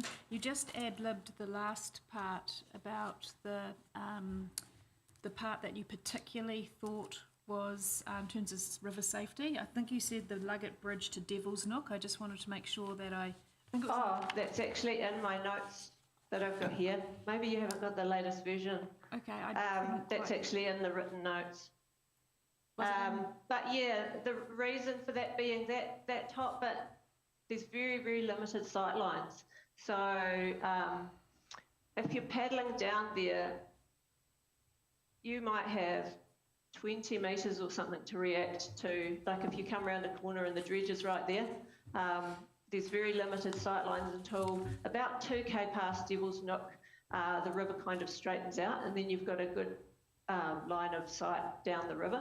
And so then you'd have more warning of it, as you're approaching it. But that top bit, yeah, it's terrible in terms of sight lines. The other question I just had is, How many members are in the club that you represent? Oh, I have no idea. And to be honest, we're a whitewater club, and this isn't a whitewater section. So this section of rivers actually, it's quite a nice kind of easy float section, and so this is more used by multi-sporters and families and recreational type of people. So we would only use this section for like very, very beginner trips because we're really looking for whitewater, like what you get on the Hawea and the Kawerau. Okay. But, you know, we're interested in the section of the river by extension because if we're using one part of the river, then the health of the whole river is important to us. And the other thing I just wanted to understand, I didn't quite understand what drift diving was, and if you do drift diving on this, is this where you do drift diving? And actually, this section of river would be amazing for drift diving. Okay. Drift diving is basically free diving, which is it's diving on one breath. So like scuba, but you don't have all the scuba gear. So like with a snorkel, you just take one breath and you go down. So that's free diving. Right. But drift diving is doing that in the river. And so we quite often drift dive the section from the lake down to the bridge at Albertown.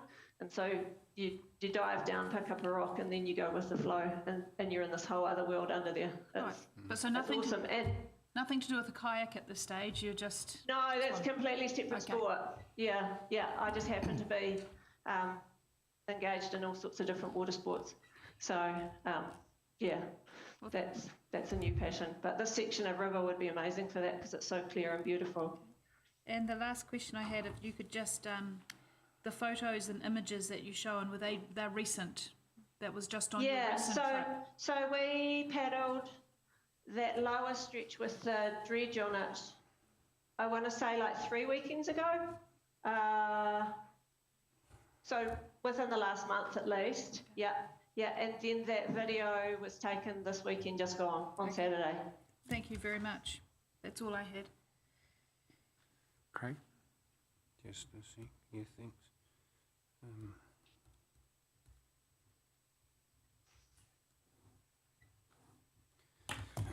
Thank you for your evidence.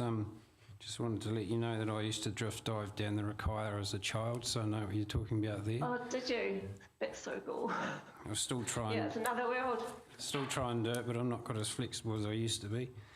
Yeah, I wonder if you could clarify in paragraph 2 what you mean by the big bend. Oh, there's a big bend near the takeout.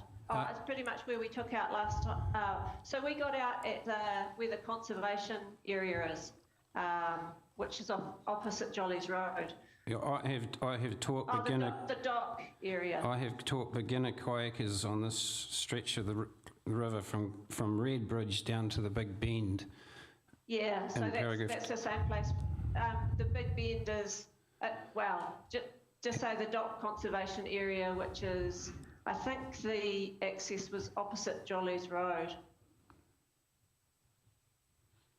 But there's like a whole conservation reserve and you can drive right down to the river there. It's just before that vineyard on the corner, and then it goes into some more rapids. Oh, you've said Jolly's Road, we can Google that, thanks. Yeah. But apparently, so we were talking to that multi-sporter that's in the start of the video when we were getting in, and he said that they paddled down to Oliver's Road and that they use that section for their coast-to-coast training. So I actually haven't had a look on Google Maps to see where Oliver's Road is, but that would be worth having a look at as well, because they said that that's, before coast-to-coast, that's the section that he uses. But it would actually be worth, and probably should have done this earlier, but getting some more information from the multi-sporters, because it seems to be the multi-sport kayakers who use that section the most. Thank you. Paragraph 4 of your evidence, you say the Clutha has a lot of willows along the banks. Does that include the stretch that we're looking at from the Red Bridge down to Lindis Crossing? Yeah, there's tons of them, and actually in quite a lot of places there's willows right down both banks, like continuous. So there's actually, in those places, there's kind of no safe zones. So if you get a patch of willows and then you've got a patch with no trees, then you've got kind of safe spots to get into the sites. But if you've got willows down both banks, which is especially up near the top, there were definitely stretches where there were just continuous willows down both sides. And that's, it was quite a low flow when we did it Saturday, so it's not such a big issue then. But even so, there's branches in the water, and the water's pushing through those branches. I understand. So that's a really dangerous Understand that hazard. I've witnessed that close up. So have you? personally, next to willow trees on riverbanks, so understand exactly what you're talking about there. Yeah. So it's if you've got somebody with you who's a complete beginner, or, you know, for example, you know, the teenage boys we see floating down in swimming pools from the warehouse, they don't want to be anywhere near the sides. They want to be slap bang in the middle of the river because it's the only safe place for them. But, you know, and I actually think the danger is greatest for people like that because they've got very little control and they need to be in the centre of the river. Thank you. Now, your photographic evidence, there's a picture of the refuelling hose hanging in the water. I just want to clarify a few things with that photograph because, did you take it? No, Tony took it. Tony but took we it. were on the river together. I was in the eddy when he took it. So you witnessed that hose? Yeah. Was that the hose associated with the dredge? Yes. So the only reason we knew that hose was there because we went and looked at the dredge, and then the boat, the little jet boat or the inflatable, then left the dredge and came to this eddy. Okay. And then went back. And so we then came and had a nosy to see, you know, what was the story. So it had just been there and refueled. And we're assuming it had refueled. The shiny patch in the curl of the hose, was that hydrocarbons or was that wet mud? I can't quite tell. I really don't know. At the time, I didn't notice that. I was just looking at the hose nozzle in bits and pieces, and I've only noticed that since I've seen the photo. So I really couldn't say, but it definitely looks like a pool of something, doesn't it? Okay. But when I was in the moment, you know, I didn't have a close look at that. Okay, no, that's fine, thanks. I've got no further questions. Thank you for your evidence. It's very clear. And no further questions from me, but thank you very much for your evidence and for coming in this morning and answering our questions. Okay, thank you. Thanks. See you later. Bye. Bye. Our next submitter is Roger Tompkins. Good morning. I've made some notes this morning, so they're a bit fresh. I'll have to read them. Okay. I'm going to stand up and do this because it feels a bit more, you know, got a bit more oomph to it. I wrote this morning. I'm Roger Tompkins. I live in Bannockburn. Yeah. I've been a resident here for some time, and I'm objecting to this submission, strangely enough. I'm not an expert witness. You've got plenty of those.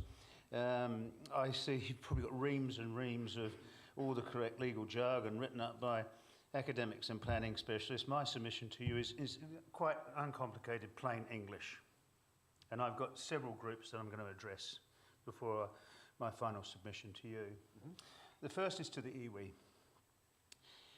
It's with the utmost respect, if any iwi are present, and if not, to them for putting in an objection to this. The river has great meaning to Maori, and this particular stretch of the river above the newly formed Lake Dunstan was key in their ability to be able to cross from one side of the river to the other. The big gentle glides that you see are still quite dangerous, and many of them perished. And there's records, more contemporary records, of gold miners being taken across the river and perishing in basic rafts. And I'm appalled by the thought that this giant vacuum cleaner is going to be basically sucking up the remains of people who have perished in the river, particularly iwi in the river, over millennia. To the Crown. When we fought against the Clyde Dam, one of the concessions that was given to us by the Crown when the dam went in is Lake Dunstan would be formed and the Upper Clutha would be formed as a recreational resource for the peoples of New Zealand, not to be turned into an industrial estate. That was a promise made by the Crown. It's on record. To the Environmental Protection Agency, bent on saving our waterways and giving us clean air to breathe, do you seriously think that approving this megalithic monstrosity, a machine guzzling thousands of litres of diesel oil each day, pumping its filthy, contaminated two-stroke diesel exhaust fumes back into the river, are two-stroke diesel engines that have been banned by the EPA? Yes, the American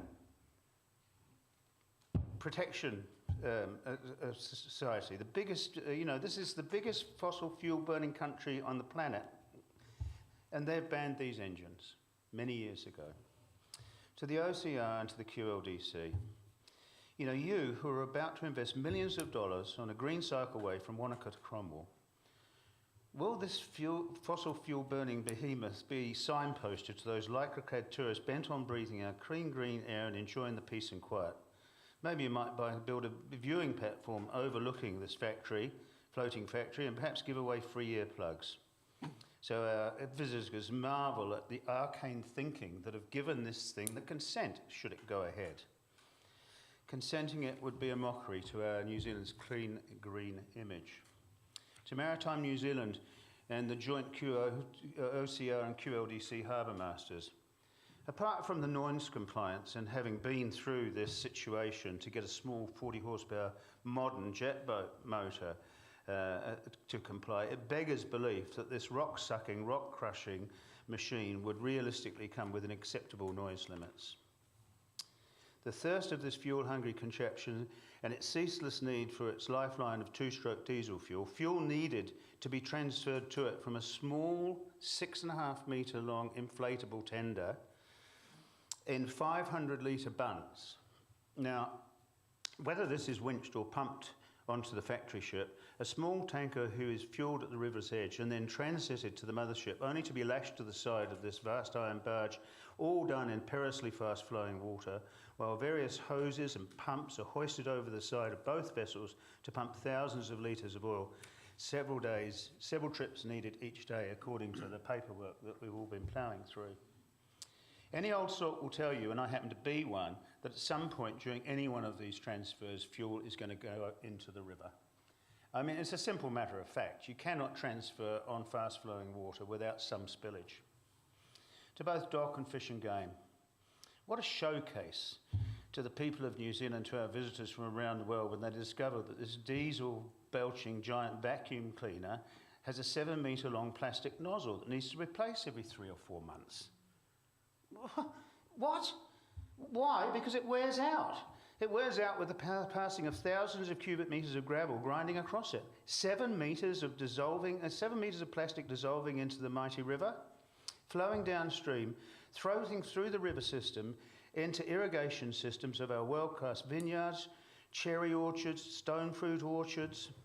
You can imagine someone sitting there tasting a glass of Central Otago Pinot, remarking on its wonderful blackberry flavours and this gentle, subtle hint of strawberries and microplastics. I mean, come on. To Kristen Jane Royce, who's one of the submitters on behalf of the applicant, I'm so glad you could get away from your computer for a day on the river. The 23rd of October she looked at the river. I hope she got time to see some of the wonderful reds where the fish spawn, to get into some of those beautiful backwaters and see those trout swimming around. They're there. I caught a 4.5-pound trout there yesterday. It's a very, very precious, pristine environment. Let me just move on to my last page. There's a couple of things to take to task in her particular submission. Minor works will occur on the river margin where the slipway is to be established. The use of the slipway is expected to be infrequent. This thing is in operation. I think somebody said now it's 7 till 8. They've reduced some of the hours, 7 days a week.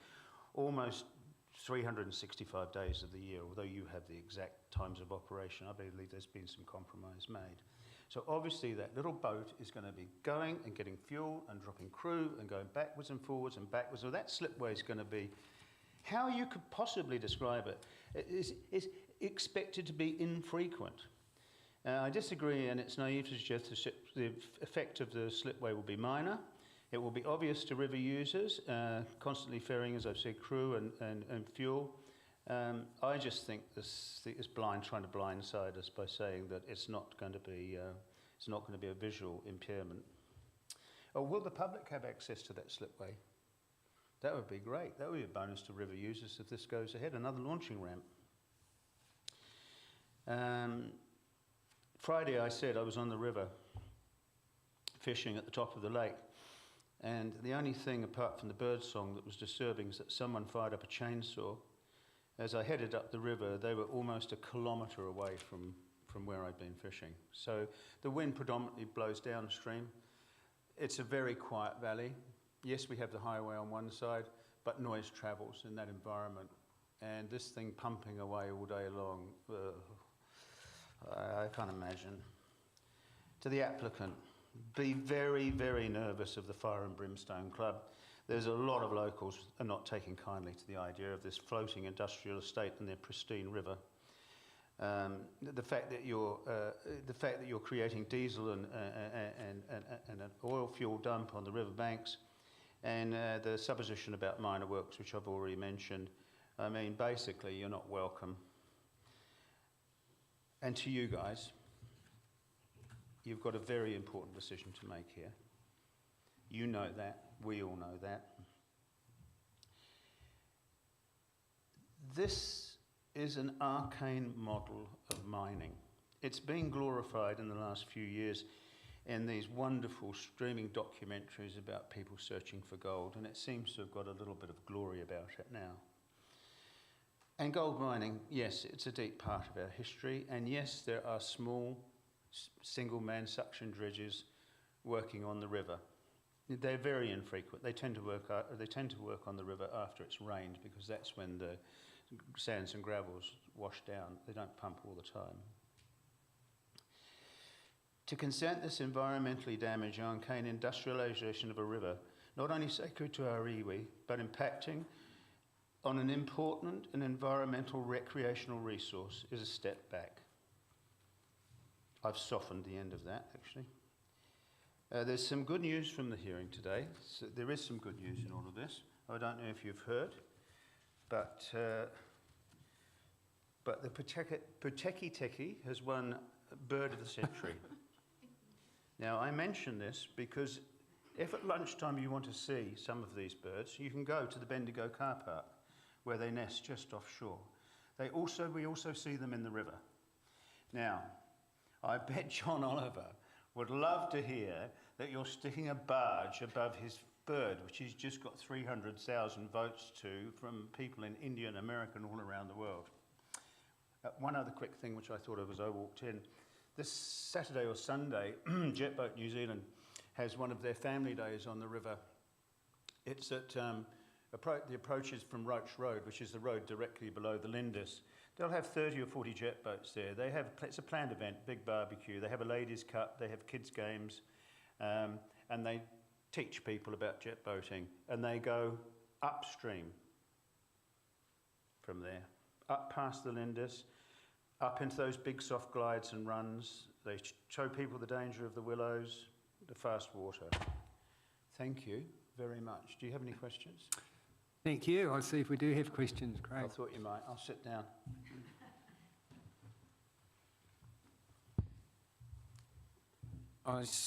Thank you. I see you're a resident. You said you're a resident at Bannockburn. I live up in Bannockburn.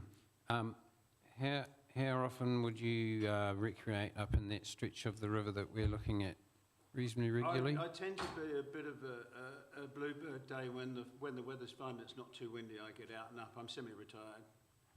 I take family up there. I take people fishing up there. I go fishing recreationally just by myself on some days. It's a stunning piece of waterway.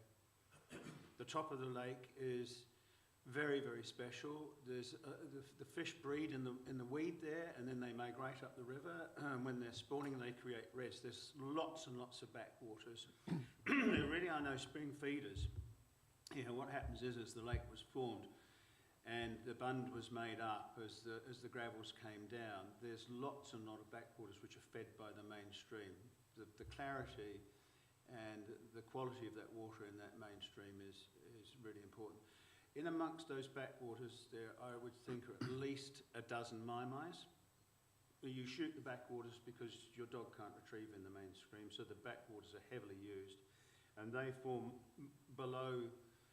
mostly below the Lindis, it must say, but the concern is about that plume of stuff that's going to come out the back of it, and what's going to happen to that plastic that needs replacing every 3 or 4 months. Thank you. I've got no Sorry further... to reiterate that. Yeah, that's fine. I've got no further questions. Thank you. I don't have any other questions either, thank you. Passionate believer in the waterway and its protection. Yep, no, we can see that and we appreciate your passion and welcome it.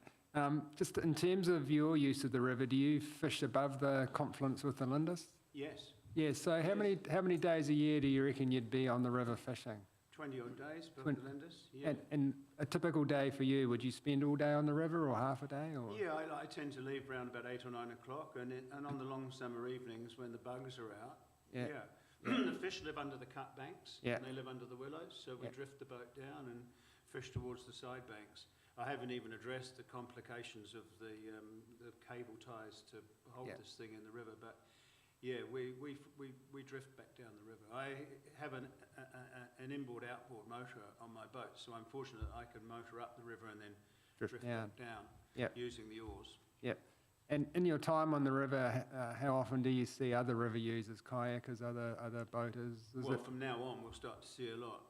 Very busy from, once the big long month New Zealand shutdown takes place, January, there's people everywhere. There are regular users on the river all the time. A lot of people in kayaks, a lot of people in jet skis. Since the population increase in Hawea, in Wanaka, around Cromwell and out to Alex, every plumber and plasterer seems to have bought a jet ski. Yeah. And many of them have jet boats, and they load them up with non-alcoholic drinks and barbecues and find a nice spot on the river. There's lots of little back eddies on the river where you can pull up and get on the farmland. So, yeah, we'll some days see 10 or 12 different groups, 2 or 3 boats, 2 or 3 jet skis, parked up and people camping up there. Okay. And that's very helpful. Thank you very much for coming in. And we do have a copy of your speaking notes, so thank you for that. And thanks for answering. I'm a bit scratchy. I literally typed them out this morning. Don't need to apologise. It's very helpful. So thanks for coming in and answering our questions. Well, I hope you look after us. Thank you. Thank you. So the next submitter on our list is Jeff Forsey. May not have pronounced that correctly. Yeah, hi.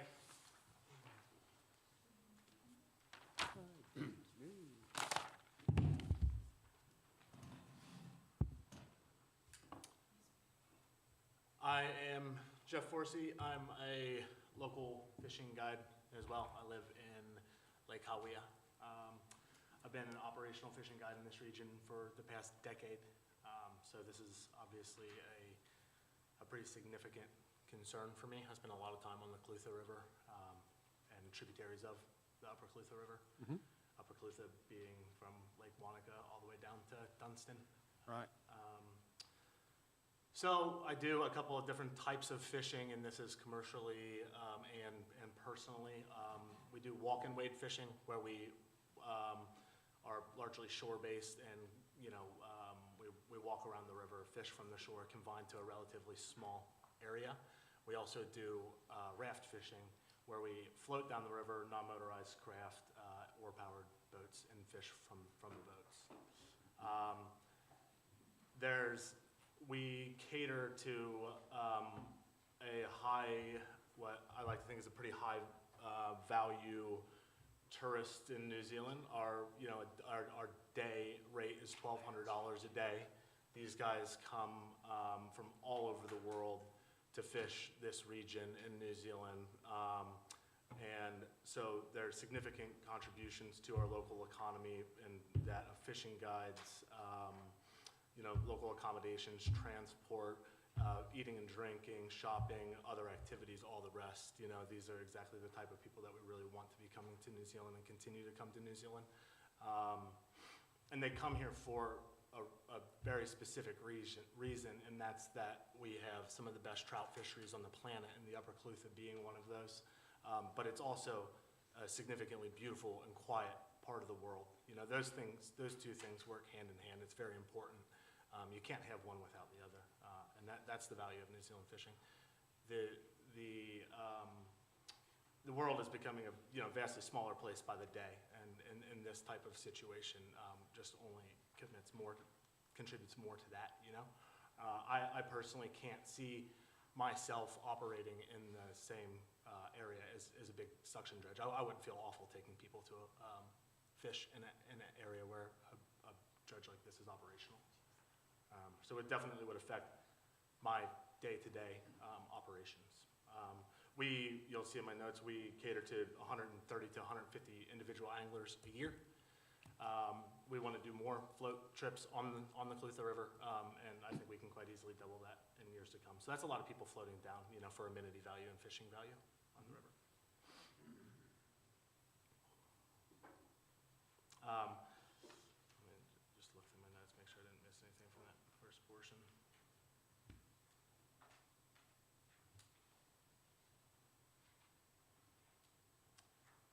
Okay, so, and you guys will, like Roger's kind of recently said, you'll have a lot of expert material on this stuff, but the nature of the dredge worries me in regards to how it will impact the trout in the fishery itself. The dredge turning over the bottom of the river, this disturbs the habitat that for the trout themselves. They live behind the willows, behind the boulders and the rocks, the undulations in the river bottom. So it could displace them. The food, majority, I don't know what everybody knows about trout and how they eat and how they sustain themselves and what contributes to a healthy and successful fishery, but clean water and lots of food, and the Clutha does have that in spades. A lot of the food, most of the trout's diet comes from, from invertebrates that live under the rocks, little galaxids and bullies and stuff like that as well. So the nature of turning those over is going to be a detriment to their food. And frankly, after Didimo, the Clutha, as great of a fishery as it is today, it used to be even a higher valued fishery, and then Didimo happened, and that's been a significant impact on the fishery. And I just can't imagine jeopardizing it more and having another threat on top of that. Yeah, it scares me. And then the trout spawning. You guys have seen the data from Fishing Game. The trout spawn throughout the river, in particular in the backwaters and braids and stuff like that. They spawn right on the edge of the river from Dean's Bank all the way down to Lake Dunstan. I've seen them in there from the month of May through November. They're there regularly. Sediment that builds up, even in natural flood occurrences, can cover their eggs and stuff. And that has substantial impact on the future of the fishery. And I think it's worth noting that it's not just the future of the fishery of the Clutha itself and exactly where this is operational, but these fish move throughout the Clutha, all of the local lakes like Dunstan, Lake Hawea, Lake Wanaka, the Lindis, the Cardrona River, Luggett Creek. I fish all of those places, and a lot of local anglers do. And the population definitely moves throughout.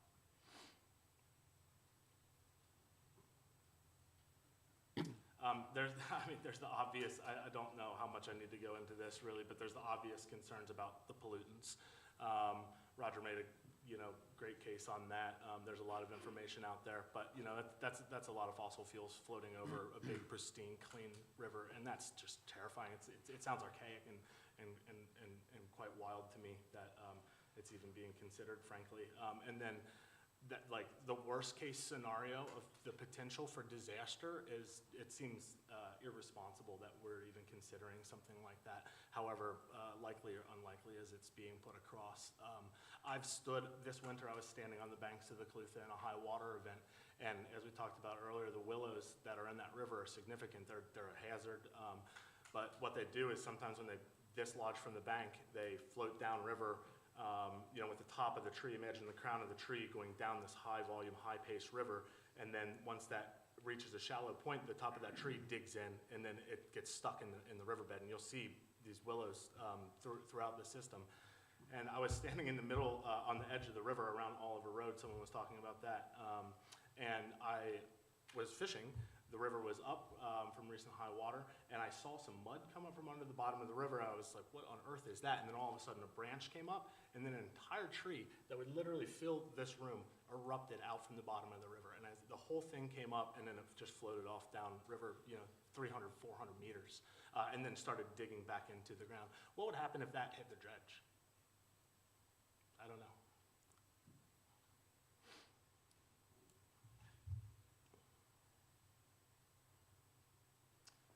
I understand that the dredge has been operational on the lower Clutha for some time. I think it's worth noting that the lower Clutha and the upper Clutha are very different rivers. There's substantial differences in the flows and the size, the breadth of the rivers. There's braids, lake deltas. There's a lot of different features on this upper section of the river. In safety, obviously, we're using non-motorized craft. We float down the river. Basically, they're whitewater rafts. They're oar-powered. It's me, the might of the Clutha, flowing 300, 400 cumecs. It's a big, powerful river.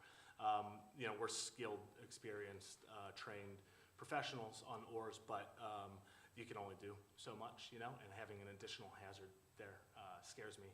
I think another submitter made comment earlier. It's, I can quite confidently and comfortably get out of the way, but having an additional hazard there is never a good thing, and it's other river users that don't have that same level of experience really terrifies me, I saw a jet boat floating down the river the other day when I was out, and they were out of power, and there was actually, luckily, another couple of jet skiers nearby that were able to pull them out of the willows. They were bouncing, off the edge of the willows. They had kids in there. It was a terrifying scenario.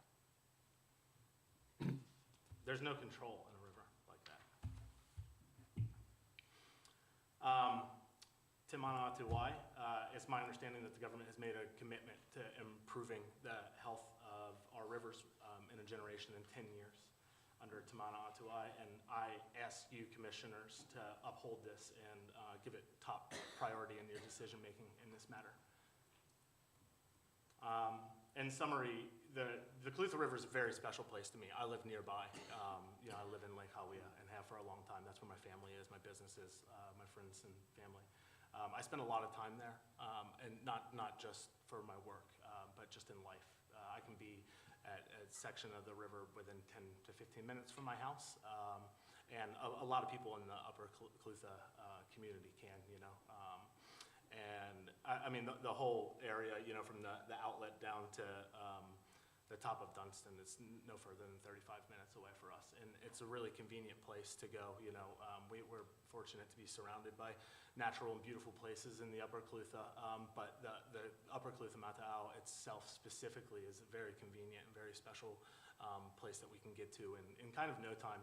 And it's not, the weekend non-operational thing on the weekends is one thing, but it's not just the weekends I spend there. It's actually that convenient and close of a place where I can go down there for an hour, a half an hour in the evenings, with my family, with my son.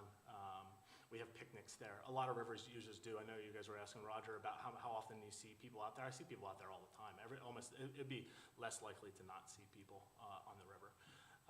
And that's anglers, hunters, runners, kayakers, swimming, picnic, camping. It's a very highly valued local resource. I hunt there in the winter, I hunt for my raft. There's a lot of good waterfowl and quail hunting in the margins of the river. The riparian zone on the upper Clutha is remarkable. I sometimes see more wildlife there than I do in the park, I've seen 4 kingfishers in my life on the South Island of New Zealand, and 2 of them have been on this area of the Clutha that we're talking about. A lot of good quail hunting there and waterfowl hunting as well. And there's no doubt that I don't know if I've really pressed this, but there's a major concern of mine. It's just the amenity of that place and and the value of that. The sound of everything travels for miles. You can hear a jet boat coming from miles away on that river.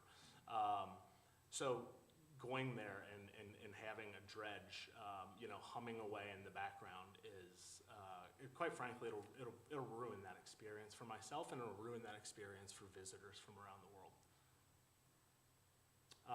I spend a lot of time there with my family. Like I said, my son, he's 3 years old. I take him there all the time, and he pretends to fish next to me. And I think it is our biggest responsibility to look after these places and make sure that we pass those on to future generations as they are, if not in a better condition that they are today. Thank you.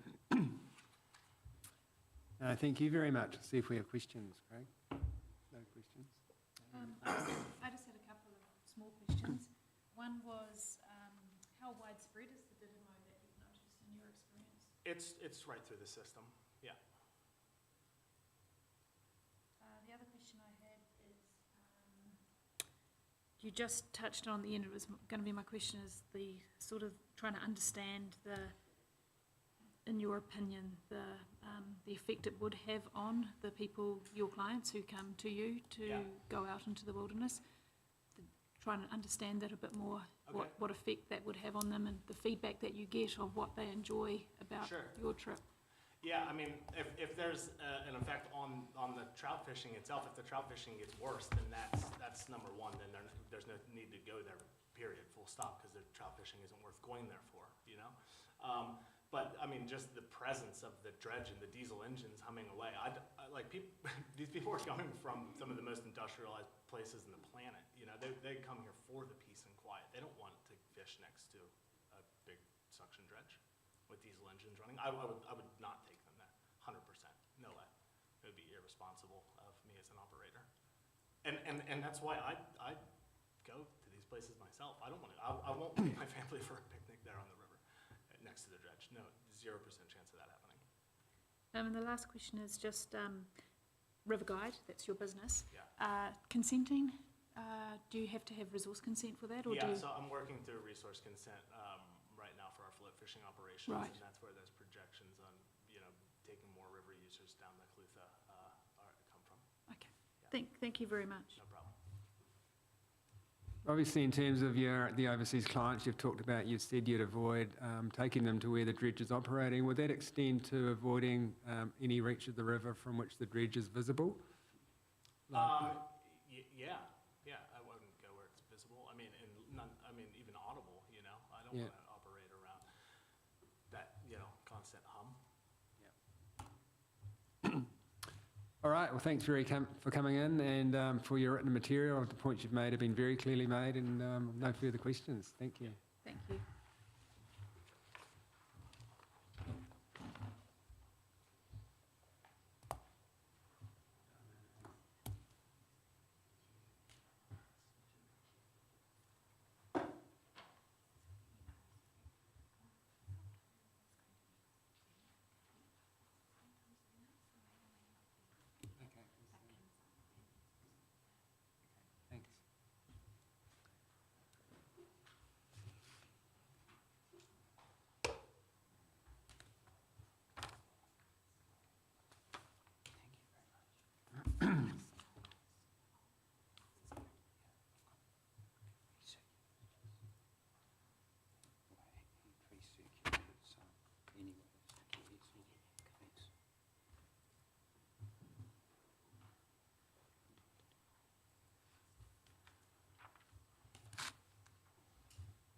Right, our next submitter is Kim Fogelberg, appearing on Zoom. Hello. Hello. So you can see and hear us, or hopefully we can see and hear you. So thank you very much for the material that you've supplied. To date. We also have your speaking notes. Are you happy just to read through your speaking notes? Yes, if that's, you've read everything else. I'm sorry my evidence was late, by the way. No, that's fine. But I assume you've read all that. Okay, so I'll just go ahead with my speaking notes.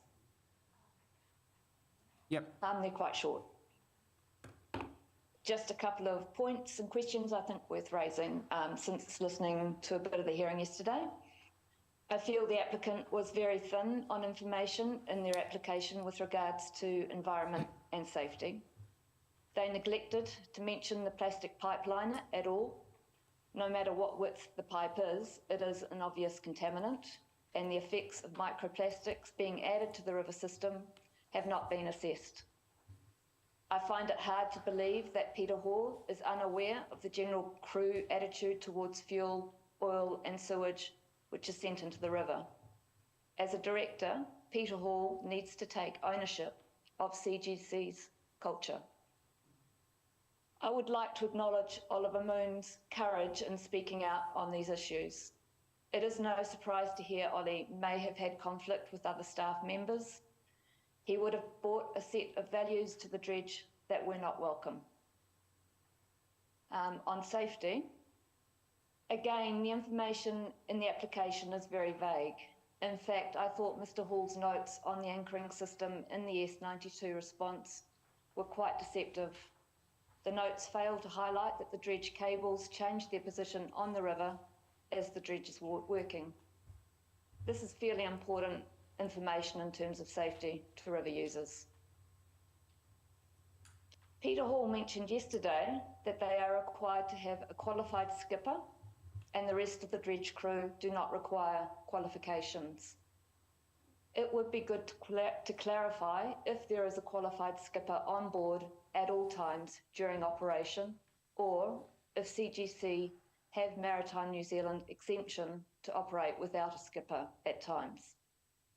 I'm also curious to know if crew are required by the company to have current first aid certification.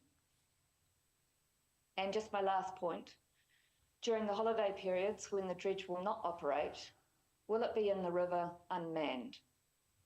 With the increase of recreational river users during these times, what precautions will be in place if any issues arise from the dredge's anchoring or if cables are affected by a raise in the river flow? Thank you. Thank you for that. I'll see if we have questions for you, Jamie. I don't have any questions, thank you. Okay. I'll just check if my questions relate to you or the other supporting submitters, if you just bear with me. Sure. Mm-hmm.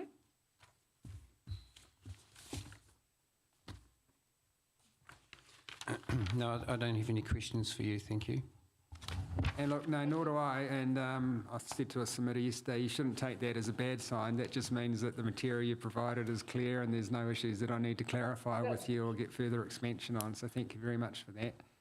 Now, as part of your presentation, you were going to have Reginald Hill appear. Is he? Yes. Is he available? He is here. Is he? He should be. He's not currently on Zoom, so. Oh, I see him on Zoom. Do you?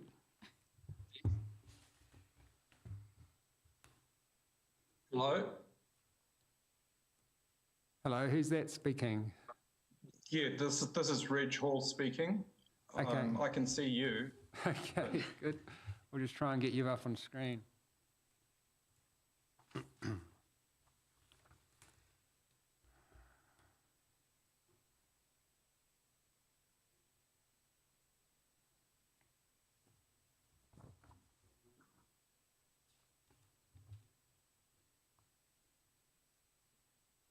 So, Mr. Hall, is your camera turned on?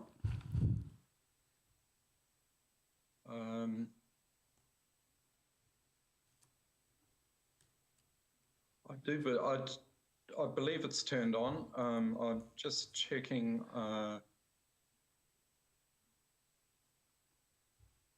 Settings. Wi-Fi. Yeah, I believe it's turned on. Well, look, we can hear you, so that's the important thing. So, look, we've received your evidence, which was part of the package that Ms. Fogelberg put together. So we've read that. Oh, here we go. Good, we can see you now. So, look, you're very welcome to speak to that evidence and highlight any key points for us that you wish to make. Okay, I'd just, if I could just read through my written evidence.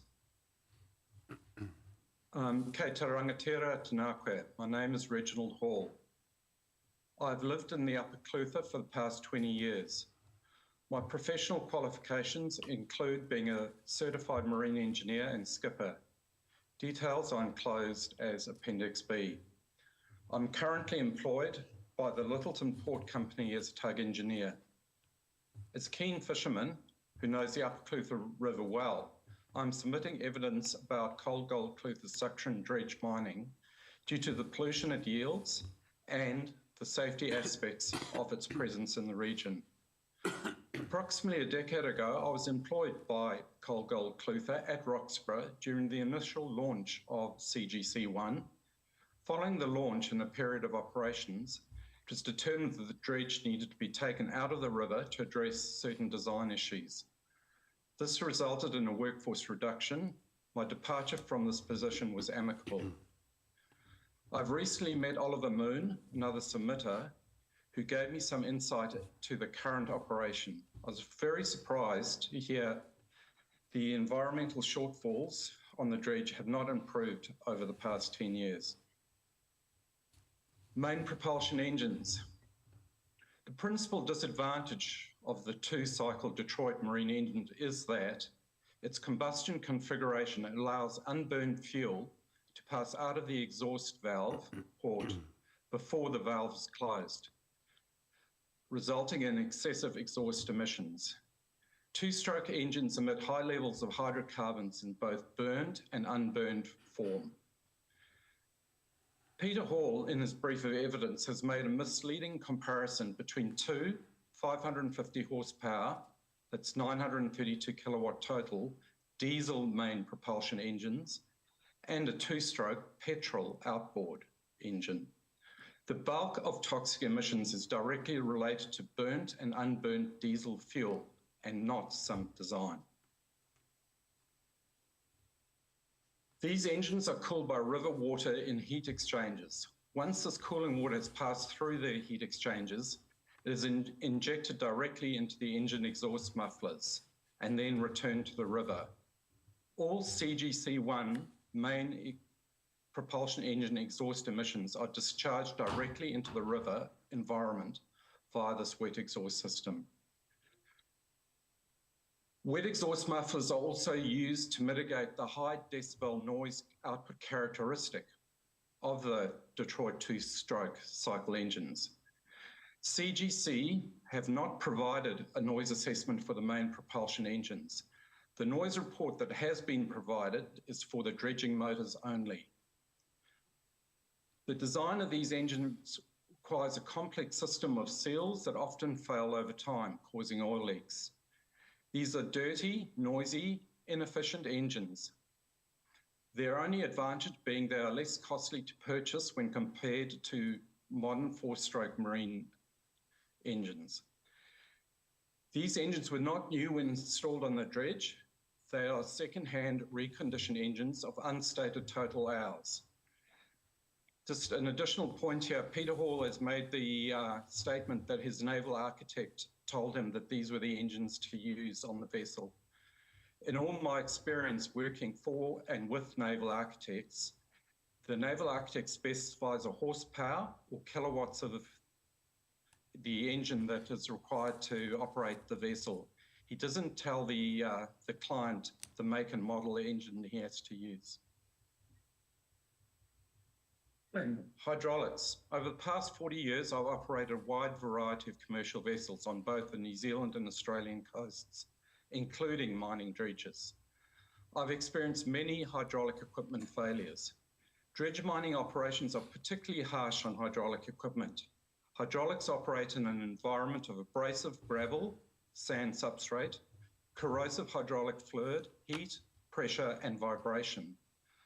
Over time, failure of hoses, seals, bearings, and pumps will occur. Save all trays under all hydraulic and bunkering equipment is necessary. Whilst I operated the CGC1 dredge, it was not fitted with an oily water or waste oil tank.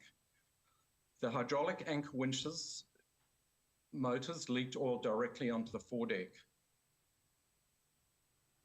I note that Coal Gold Clutha appears not to have reported a failure in over 10 years of operation.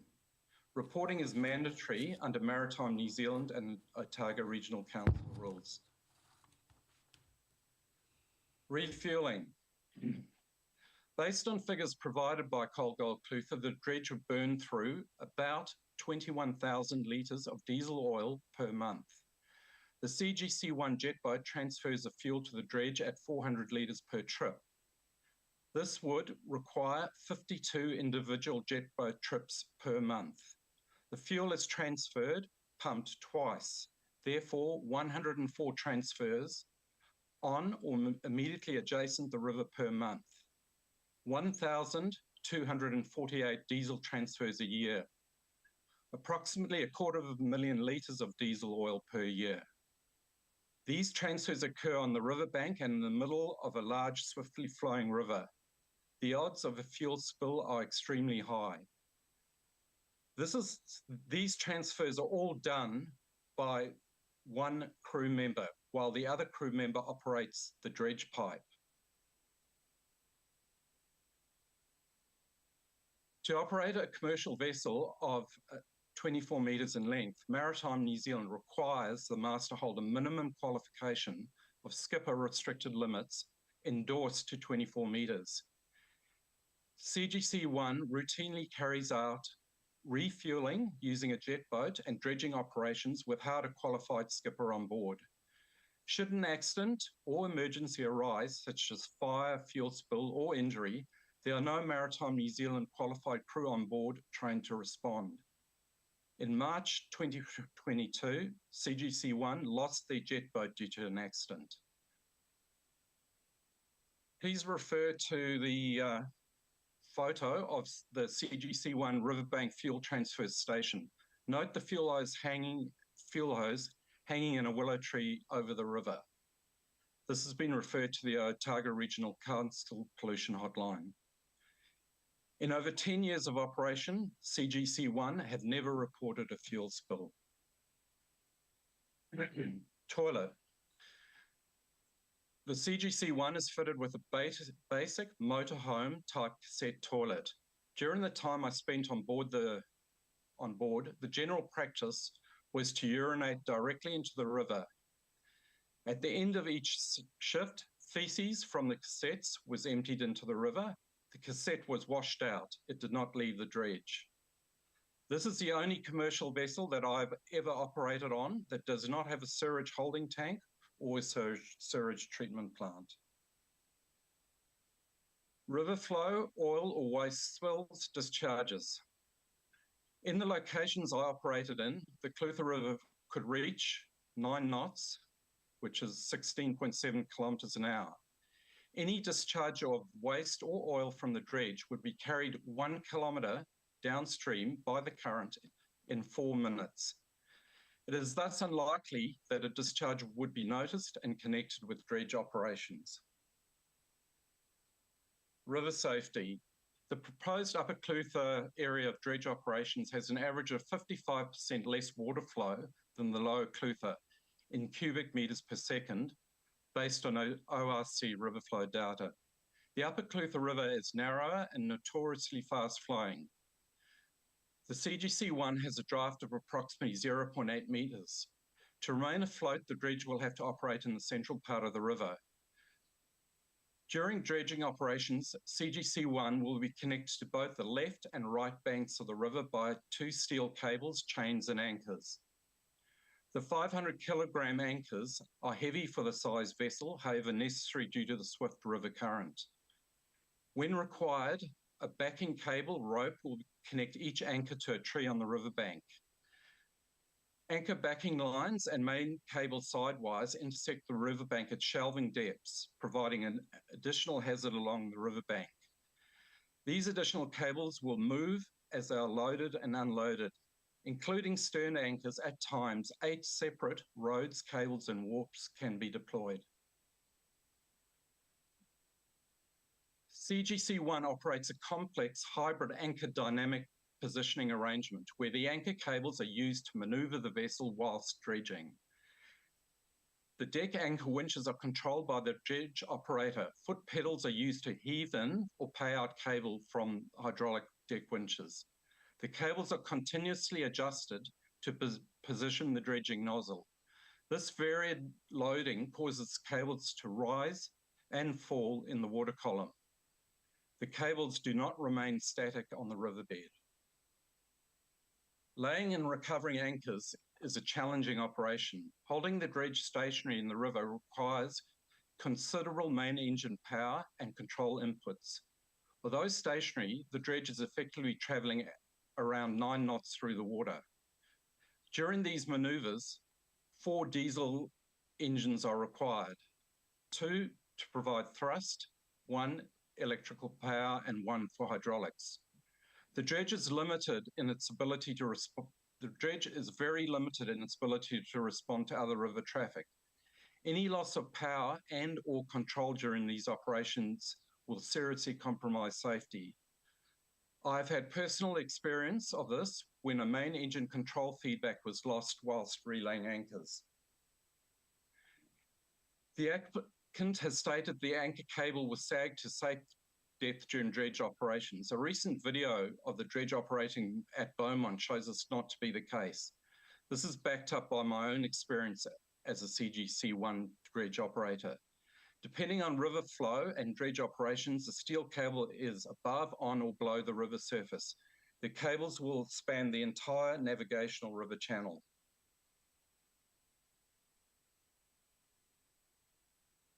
At the proposed dredging grounds, the river is considerably narrower than the lower Clutha. Anchor cables will therefore be shorter, thus lighter, and produce less catenary sag in the cable.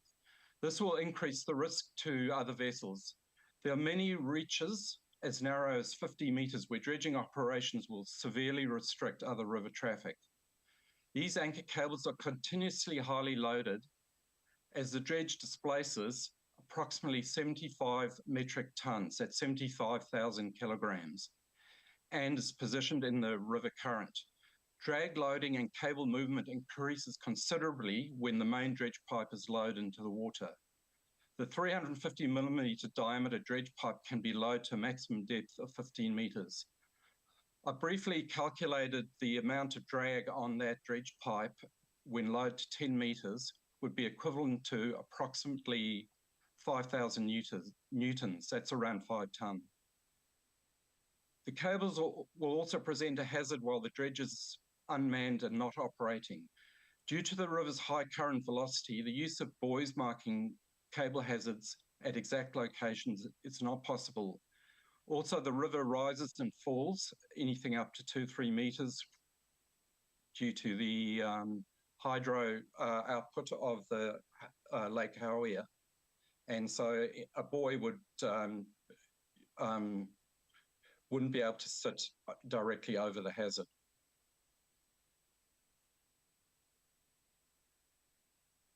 These cables present a severe navigational hazard to all recreational and commercial river users. Accidental contact with the cables could prove fatal. The area of the upper Clutha that CDC proposed to mine has considerably more traffic than the lower Clutha below the Beaumont Bridge. This is particularly noticeable during the summer holidays. Many of these river users are from out of town and do not have local knowledge. Ngā kanoa ngā Reg Hall. Thank you for listening. See if we have questions for you. Craig, any questions? Thank you, Mr. Hall. I used your evidence to present questions to the applicant yesterday in quite some detail, so I thank you for that. And you may have been listening to my questions yesterday or may not, but we will be getting responses to those at some stage. I do have 2 other questions for the applicant that I've thought about whilst listening to your evidence again. I just wondered if the applicant could verify the refuelling process details, the method and number of trips in response to Mr. Hall's evidence. Doesn't need to be done today, it could be in the right of reply. And also, I have a question. Why does the vessel not have a bigger sewage holding tank or a sewage treatment plant? And that's a question for the applicant. Thank you. I have no questions for you, Mr. Hall, directly. Thank you. I don't have any questions either. Thank you, Mr. Hall. And Mr Hall, no questions or clarification for me. That simply means that the evidence you provided is clearly written and we've understood everything that you've had to say. Thank you. Thank you. Thank you. Now, the last submitter, who is part of Kim Fogelberg's team and also submitter in their own right, Oliver Moon.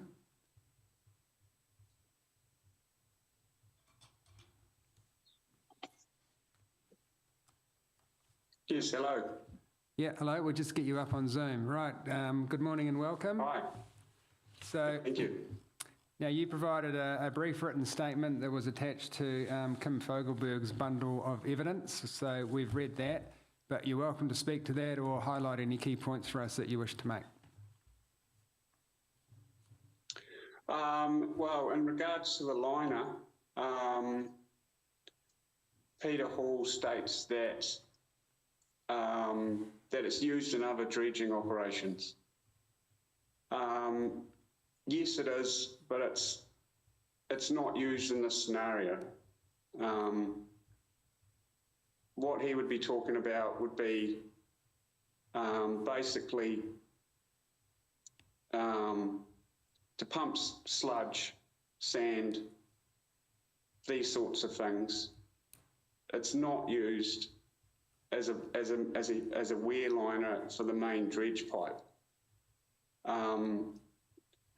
What should be used is a thing called special treated steel, which is a heat treated steel pipe that is designed for these exact applications. It's basically a lazy, cheap way of stopping the pipe from wearing. And I did actually talk to Pete at the time about basically saying that this pipe is wearing and it's pumping microplastics into the river. And his response to that was, I didn't think about that. Which obviously you're going to notice when you're wearing through a pipe of that size, spewing microplastics straight into the river, you're going to think about that. Yeah. What was the other thing that was brought up? I forget. In your written evidence, you talked about the pipe liner, which you've just discussed, and you also mentioned the toilet cassette. Ah, yes, the toilet cassette, yes. So, well, basically, I did have a note here about it. Sorry. So basically, it's a long trip to get rid of this cassette. You'd be looking at about a 60-kilometre trip. You've got to take it out. You've got to load it onto the jet boat. You've then got to drive the jet boat to shore. You've then got to walk it up a hill with no proper steps, no nothing. Then you've got to load it into your truck. Then you've got to drive it 30 plus kilometres to Lawrence to go tip. Then you've got to bring it back and do the exact same thing, load it back onto the jet boat and then reinstall the cassette. You can see why that wasn't being done. That is a lot to do just to dump a cassette. I personally never used it. It was always filthy. It was always full. Ricky was the only one that I believe that was actually using it, knowing what was happening to it. And Ricky's stating that basically what I said was untrue and that he had never seen that. Well, of course he's not going to go against his employer, is he? He's going to stick up for them. And Ricky knew exactly what Greg was doing, and yet he still used it. Me and the other guy, Ewan, never used it. They're also not designed to be urinated in standing up. You have to sit down to pee, which I think is quite an important fact. Basically, if I needed to urinate, I'd usually wait till I was doing a field trip and go urinate, find a tree and urinate there. I believe everyone else pretty much, including Peter, urinated directly off the side of the dredge straight into the river. The toilet cassette, how heavy is it when it's full? How much does it weigh? Rough, do you know? What would you compare it to? You'd be looking at probably, plus solid, you'd probably be looking at 25, 30 kilos. They're quite large. Yeah, what would its dimensions be roughly? What would you compare it to? Say like a fuel tote tank for a boat. That's pretty much the size, like a 25 litre tote tank that I've got on my boat. That would be pretty much the same size. Yeah. Right, Mr. Mooney, are you happy if we now see if we have any questions for you? Yeah, absolutely. Yep. Jane, any questions? No, nothing from me, thank you. You, Craig? No worries. No, the same thing I've already asked the applicant. Yeah. Okay, look, it seems like we don't have any questions of clarification for you, so we've understood the points that you've made, so thank you very much for your evidence this morning. No worries. Okay. Right, that brings us to the end of submitters for the day. So now we will adjourn until tomorrow morning at 9 o'clock, where we hear from the Section 42A report authors. But before we do that, just Ms. Irving, I just wanted to ask you about your intended nature of the reply. Obviously, there's a number of options, basically 3 options. You can do a full verbal reply tomorrow, or you can do a mix of a verbal reply and a brief written reply, or you can decide instead to do nothing tomorrow, but to do a full written reply in due course. Have you and your client given any thought to which of those options you might prefer? Sorry, can you just speak into that? Sorry, not specifically, but we do have a reasonably long list of things you want us to respond to, so I'm anticipating that a written reply will be the option that we Yeah. prefer. I have got messages and Mark starting to work on the list of things that we had yesterday, but I don't have a feel yet for the email turning it around, so my inclination is written at the moment. Yeah, our preference would definitely be for a written reply that enables you to give a consideration to the issues that have been raised and the questions we've posed to you and the extra homework we've given you. And we would be very happy as a panel if you just wish to not give a verbal reply at all tomorrow, but to totally rely on a written reply, which would be full and comprehensive. If that's where you end up landing, then we'd be happy with that. But maybe just confirm that overnight and let us know in the morning. All right, so now we'll adjourn until 9 o'clock in the morning when we hear from the Section 42A report authors. And I'd anticipate, would we be receiving written statements from the reporting staff? Yes, yes, from ORC. And Kirsten, are you still online? So I'll have something to you this afternoon, hopefully. Oh, excellent, thank you very much. And if Tamsin, if that can be pre-circulated to anything that comes in from the reporting officers today, if that can be circulated to the applicant and to the submitters who've appeared at the hearing. All right, so thank you everyone, thank you very much for your input. Enjoy the rest of your day, and we may or may not see you tomorrow morning.